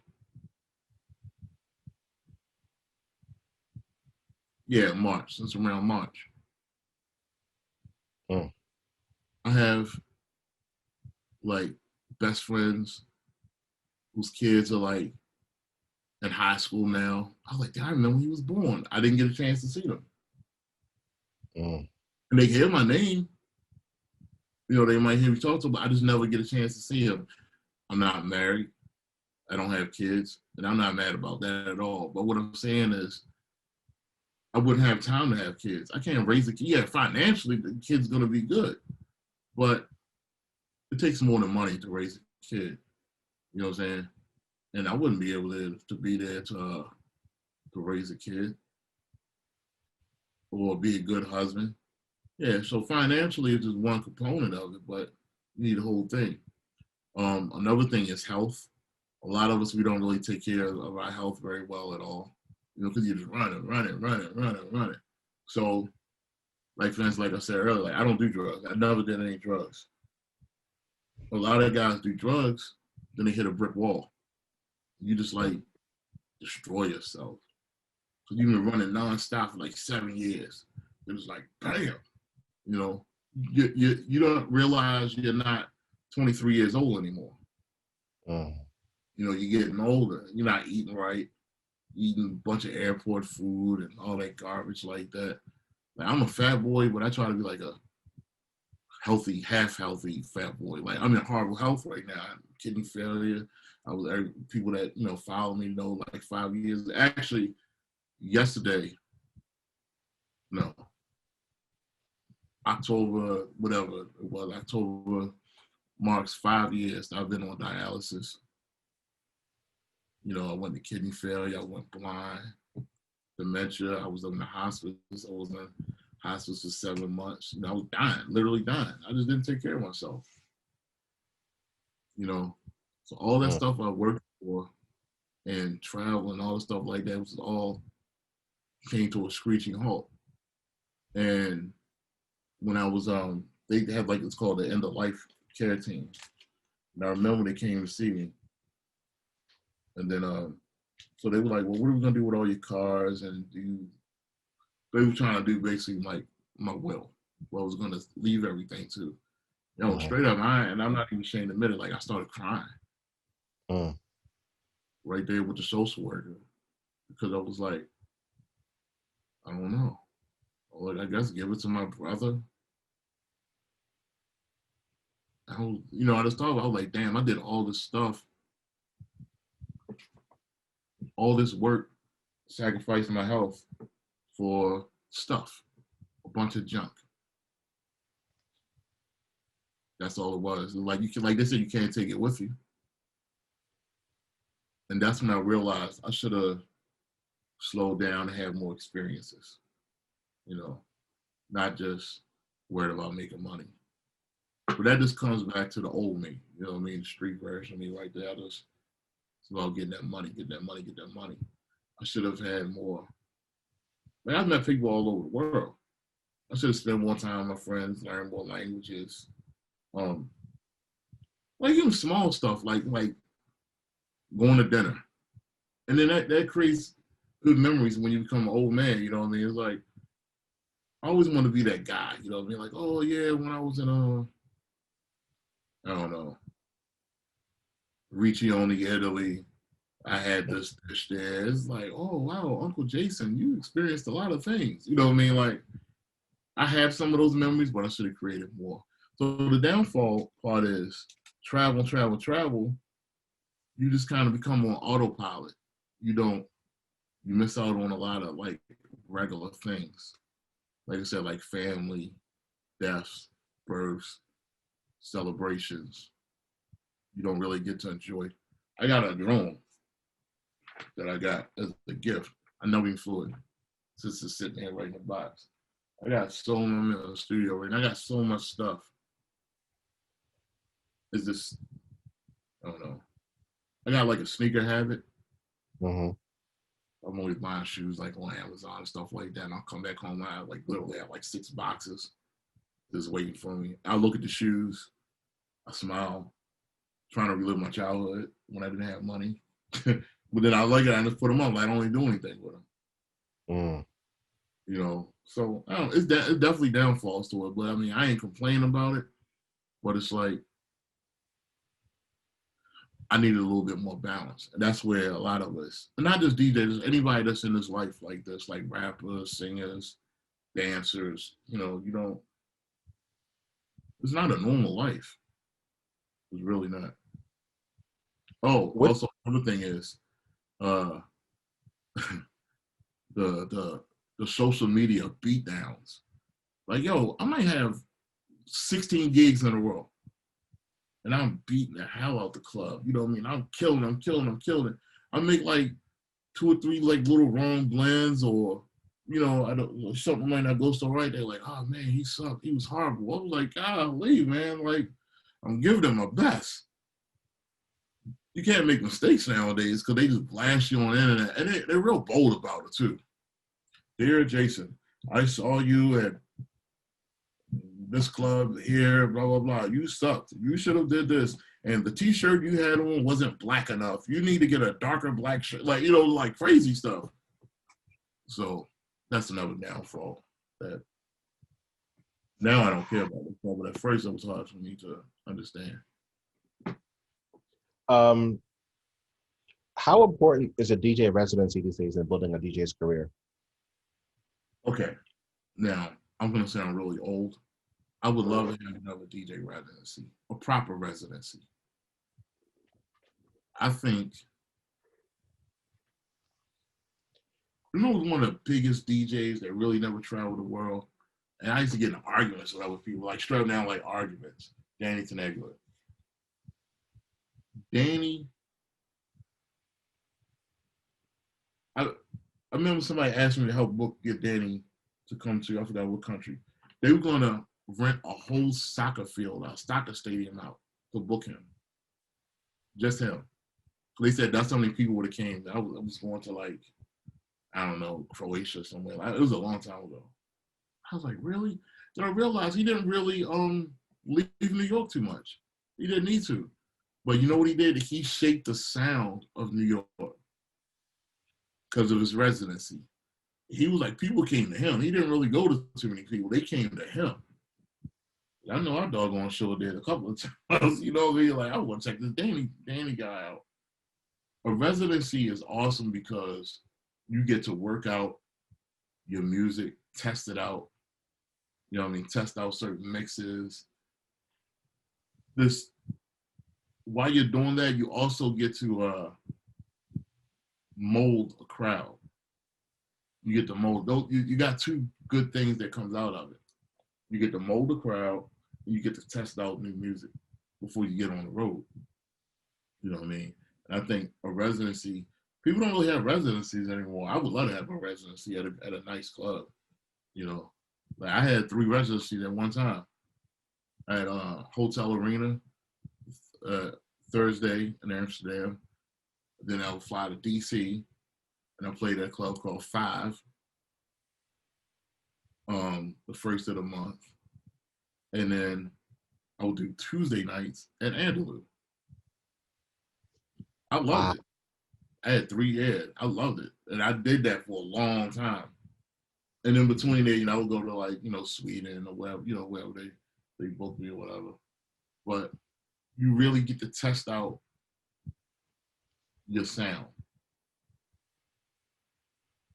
I think it's the best. I mean, you got internet radio shows right now, but I'm too lazy to do a radio show. I need people in front of me. I need that interaction. Which country or city has the best or healthiest house music scene, and why? This is pre-COVID when you were gigging and going around the world. Like, I haven't been to South Africa, but I keep hearing good things about South Africa. I'm gonna have to say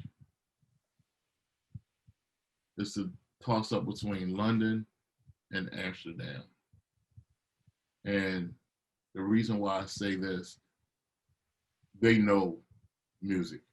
They know the artists. They know the like they know the music. You know what I'm saying? Like, you're just not gonna get over on them. So they know what they want, and you better deliver it. And you got different scenes. You know, you got the deep house scene, you know, electro scene, you got the big room scene. So you have options in those cities. You know, but if you like straight up now house music, like you want to hear like Tool and like Mark Knight, you know, you got that option. If you want to hear some Afrojack DJ Chucky stuff, you got that option. You want to hear Kerry Chandler, you got that option. And those people are spoiled. You can't get over on them. Like, I call those are battleground cities. Like, those people know what it is, and you better not come short, because they will let you know real quick. Talk to us about production. How would you define your production sound today? One more time? Bipolar. Because, however I feel that day, that's just how it is. You know, I look at it like this, like, people keep saying there's no money in music. I was like, there's a lot of money here. Like, I don't know what y'all doing wrong, but I'm good. I'm real good. The thing is, I don't make a certain style of music. So however I feel is how I'm like I'm working. I just did a trap beat the other day for some down south rapper or whatever. He's not known yet, but he's gonna come up. Like, I can make any kind of music. And that's what I do. I use a whole bunch of different production names. Then it keeps my creativity going. Like, I'm just not stifled into one sound. Like, I hear some of these producers and I'm like, God, like, this ain't the last 7 records you just did. They do the same thing over and over and over and over again. That's boring. I might as well get a job at, you know, I don't know, Pizza Hut or something like that. That's not exciting. More production. What's your approach to producing a record? Like, walk us through the idea to the finished product. How long does that take? How do you know when the record is done? My approach to house music is just like hip hop. I'll hear a record. I do a lot of sample-based stuff, but I do not play some stuff as well. But usually I'll be out somewhere and I hear a song. I listen to a lot of old music. A lot of old music, like War, Mandrill, Bossa Nova, a lot of jazz, funk, Royers. Like, I just like a lot of old music, a lot of hip hop too, old hip hop as well. And I'll hear something in that song, and then it just starts looping in my head. I'm like, okay, all right. I'm like, that sounds like a house. Like, I could do something with that. And usually I'll figure out what the song is. Come home, now technology makes it easy. I'll Shazam, and if it's a Shazamable song, well, I'll just record it, and I'll figure out. I got my whole little crew. I'm like, yo, what song is this? Then I'll figure out what it is, and I'll download it. I'll listen to it. It might not be as good as I thought it was, but maybe I can get something out of that starts pushing me into a direction. So I'll start building around that loop. And sometimes I don't like the loop. So I'll just have like a bass player come play, guitar player play, whatever my instruments. Like, I'm going to do some stuff right now with some guys from my hometown, from Baltimore. Rufus Roundtree, he got like a brass band. Mean, boy, they're good, man. They're really good. Like, I just got to come up with the right song for the brass, for it to sound good. Sometimes I like use live strings. But that's what I start doing from there. Usually I hear a sample and it just like intrigues me. Then I start building from there, and I'll build something else on top of that. Percussion. You know what's funny? I build the same way every time. I'll take my sample, I do my kick, I do my snare, I build my drums. and build everything else around. I give it a nice solid groove. But like I said, sometimes that sample doesn't work. As I start building on, I just don't like it. So then I'll build from there with like live instruments or keyboard and stuff like that. But that's basically it. Now when it comes to writing, like writing lyrics, like right now I'm really disappointed because there's not a lot of good. I told Michelle Weeks earlier today, I'm always begging her to do some music, but she's like, they just sing hooks. There's really not a lot of good vocal house. Everybody has to agree on that. There's not a lot of good vocal house music out. You got a lot of voices going to waste. A lot of really good voices. Like Monique Bingham, I absolutely love her voice. I think I love her too, but I love her voice. Julie McKnight, voice awesome. Shellas, Michelle, other people may not have heard of, they're not using their voices. People love vocal songs. But I think a lot of these guys aren't real producers. They don't know how to work with vocals. And I'll just be honest with you. They got a, argument with me on that one. Just, we can fight on it, whatever. But I think a lot of these guys, they don't know how to produce. They know how to make beats, and they don't know what to do with vocals. I want to go back to Baltimore a little bit. What is a Paradox? Paradox was my absolutist, most favoriteest club in the entire world for like 25 years. Paradox, this guy named Wayne Davis. Well, it was another club called Fantasies. That's when I fell in love with I was going in high school. We used to go to this club. I think they didn't open up till like 12 o'clock at night. My brother was going there. He was in the 8th grade. He was like a little kid. He used to rap too. I think he did like a show there or something like that. But it was a little club called Fantasies. And it was like a whole different world. Even when you would walk into the lobby, they would have like mannequins and like before you even went in the club, you felt like you were somewhere else. And it was just awesome, man. Like the music, that's why I first started falling in love with house music. And they were playing hip hop, something else these DJs can't do nowadays. They would play hip hop, reggae, house, club stuff, all mixed in together. It wasn't doing a hip hop set and then going to a reggae set. They were mixing it all in together. So the one record might be Chubb Rock, next record is Doug Lazy, next record could be It Takes Two, and then the next 5 records could be some deep house stuff we never heard before. That oh my God, Sean Caesar was an incredible DJ. He was I think everybody DJ. Teddy Douglas DJ there, Tommy Davis. I mean, at some point everybody DJ there, but I was going there on we say hoppers where I'm from. I was there on a young kid night, hopper night, and this other club called Godfrey's was Scotty B.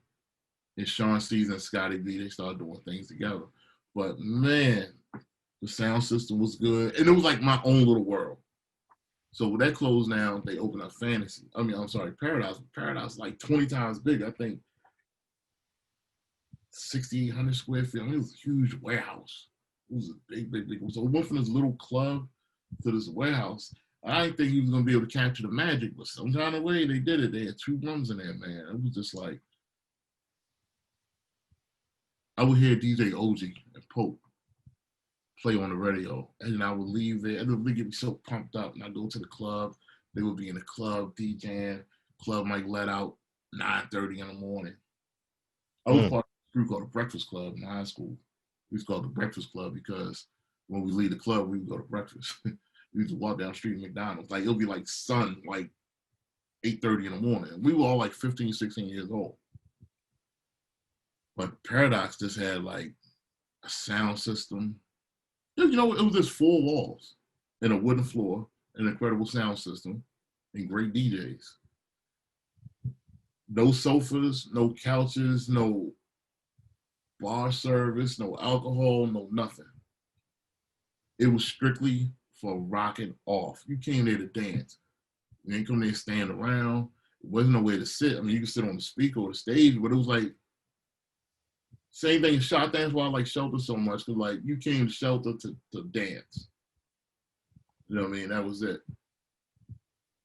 Dance. Like you want to hear good music and you want to dance. And that's all. That's the only thing I can say about the Paradox, man. It was like another magical place. It was raw, very raw. They had a Richard Long system in there. Speakers, like the sound system was incredible.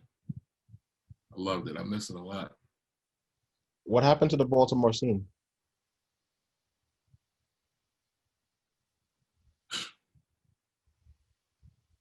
You know what? That's a good question, man.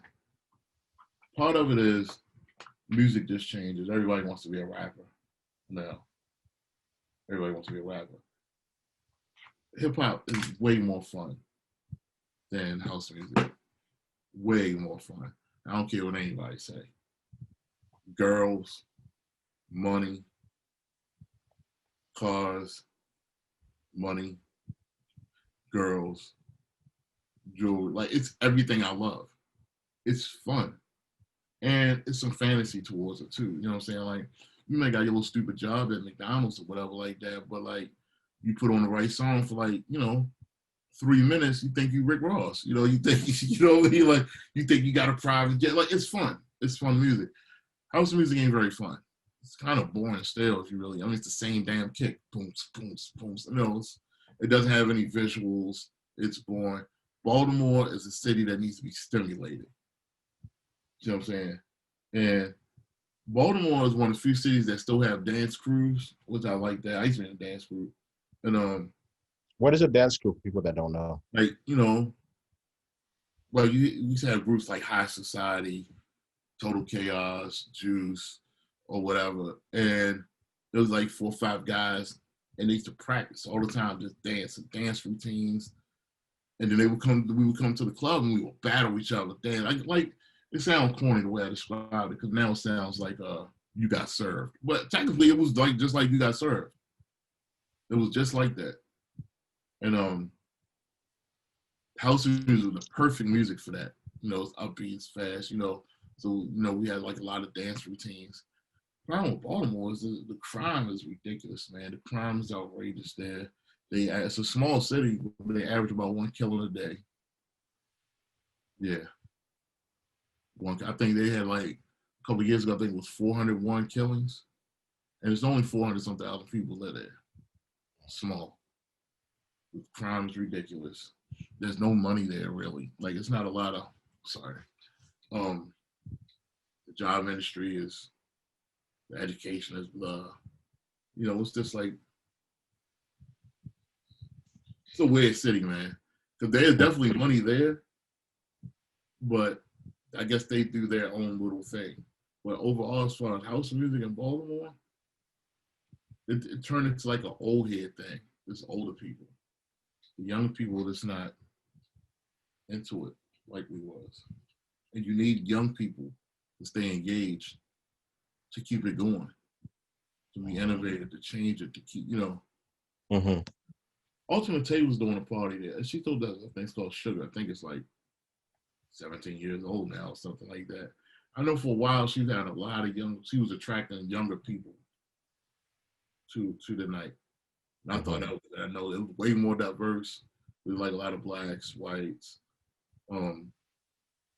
That's another thing about Baltimore. Black people party with white people, white people party with white people. Ain't a lot of mixing going on up in there. So like my old partner Ian was white, but he ain't care if his girlfriend's black or whatever. Diplo, he'd come through or whatever like that. Diplo just want to hear music. He's DJ West back then, but you know what I mean? Scotty B's white. But for the most part, we party separate. You know what I'm saying? Oh, Diplo's from Baltimore? Nah. Diplo's okay, got he's from like Mississippi or something. I don't know. I think he was living in Philly at the time. Gotcha. Down or whatever. He was like a substitute teacher or something. I forgot what he was doing. But no, he stuck out. Another like question. What is GoGo music? What? Now, wait a minute now. I'm from Baltimore. Baltimore people hate go-go music. I absolutely love go-go music. Okay. For all the, give y'all a little quick lesson. Baltimore and Washington, D.C. are 63 miles apart from each other. My house there is like right smack in the middle. So the thing about Baltimore has Baltimore club music. DC people hate that stuff. DC has DC GoGo music. Baltimore people hate that. You know what I mean? So it's like it's two totally different ways. We have different slang, different accents, everything is totally different. Mm-hmm. Go-go music is like Chuck Brown. It's tribal, man. It's like, it's not African. It's not Latin. It's not jazz. This is like a lot of organized noise, and I love it. It gets me on the floor, like the fast go-go stuff, man. All them congas and percussions, and they get in their pockets. Man, I love it so much, but I think it's something you gotta kind of grow up listening to like it. I love it. I feel like it's an incredible opportunity for someone to sort of mix go-go and house. I got one. Oh. Yeah, somebody did one a long time ago. He used to play it to death. It was a Chuck Brown joint. Mm. Yeah. Actually, we did a DVD. We did a live DVD. This, long time ago. The song that starts off on that DVD is a go-go record. Wow. Yep. Okay. I'll check Put it. your right hand in the air. Put your left hand down in the underwear. Let's do it. And my last question: how do you make money in music today? What advice would you give to people? How do you make money in music today? Oh man, that's an easy question. That's a great question. Because everybody swears they're not making any money. Yo, you can make money, a lot of money. Listen, I'm doing really, really well. Really well. The thing about music nowadays, once upon a time, you sold music. Nowadays, you sell everything but music. You have to use your music to sell other things. See what I'm saying? So, for instance, first of all, you got to know how to hustle. See what I'm saying? That's just it. You got to be able to hustle. These are the ways to make money. Obviously, through publishing. That's like my base. I just happen to make music that gets a lot of radio play. See what I'm saying? And now with Spotify and all them other joints, they don't pay any money really, but it keeps you relevant. I think they pay like 0.0014 cent per spin on one of those streaming services. So yeah, there's no money there, but it keeps you going. So you get money on your song, gets in a commercial, gets in television, gets in a movie. That's good money, But unfortunately, there's only so many movies and television shows you can get a song into. But that's one way to make money. Number two, you have to use your music to sell other things. For instance, you can sell alcohol, t-shirts. I sell t-shirts. I sell a ton of t-shirts. I think I'm more of a clothing salesperson than a record salesperson nowadays. But I can sell a lot of t-shirts. When they hear your music, when you're doing your DJ, and this is for everybody, producers, DJ, whatever, Hey, what's up? I'm DJ Scratch and Sniff. Thanks for checking out my mix. Go to my website and get my new t-shirts. Boom, boom. You know what I'm saying? Like, sell it. You got to sell it. You're selling stuff. But hey, everybody, check me out. I got a party I'm doing every, February the 37th. You know what I mean? Like, you're selling your party. You're locking them in with music, but you're selling a product through the music. So come check me out, man. Tickets are $25. You can get it right here on my website, blah, blah, blah, boom.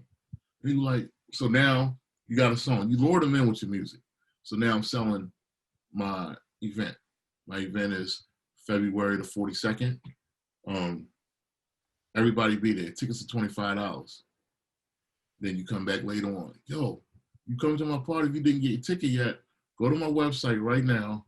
Get your ticket. If you buy a ticket right now, you get $5 off one of my t-shirts. So, you got 5 different t-shirt designs out there. Get it right now. So I was like, okay, I'm going to buy me a ticket and I got a t-shirt. $20 for the t-shirt, $20 for the ticket. Boom. To sell a record costs $4. You just made $40 right there. You know what I mean? You got a couple hundred people doing this every month. You can You got to use it to sell other things.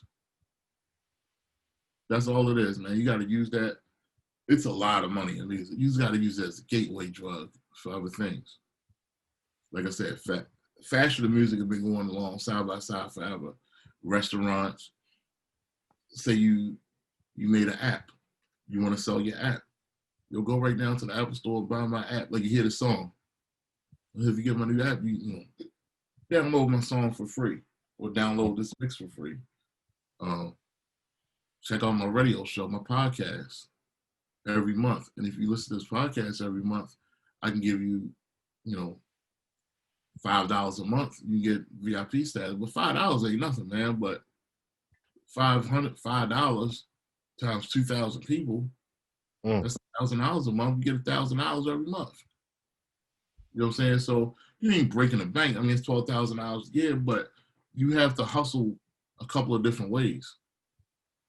I love it. You know what I'm saying? So it's like, yo, look into that. Like, be creative. Like, I'm just a hustler. You know what I mean? I've always hustled my whole life. I started working when I was like 11. I sold hats. I used to wear at stadiums. So like, I would buy hats, sell them at the baseball stadium, and I would sell more to everybody else. Probably because I was cute, and I was a nice little kid. But, you got to have gimmicks. You have to do things. Music ain't gonna sell itself. Them days are over. That played out with Michael Jackson, Earth, Wind, and Fire. That business model doesn't work anymore. You gotta have something to sell with the music. You can give the doggone music away. Just give it away. You can sell your. Man, look, it's a lot of money in this business. Y'all want to talk about it? Respond to this video. You know what I mean? Wherever you're seeing this, put in the comments. I'll try to answer. You hit me up. Bounce FM up or whatever like that. But that's a conversation that everybody needs to talk within themselves. Like, how do you make money in this business?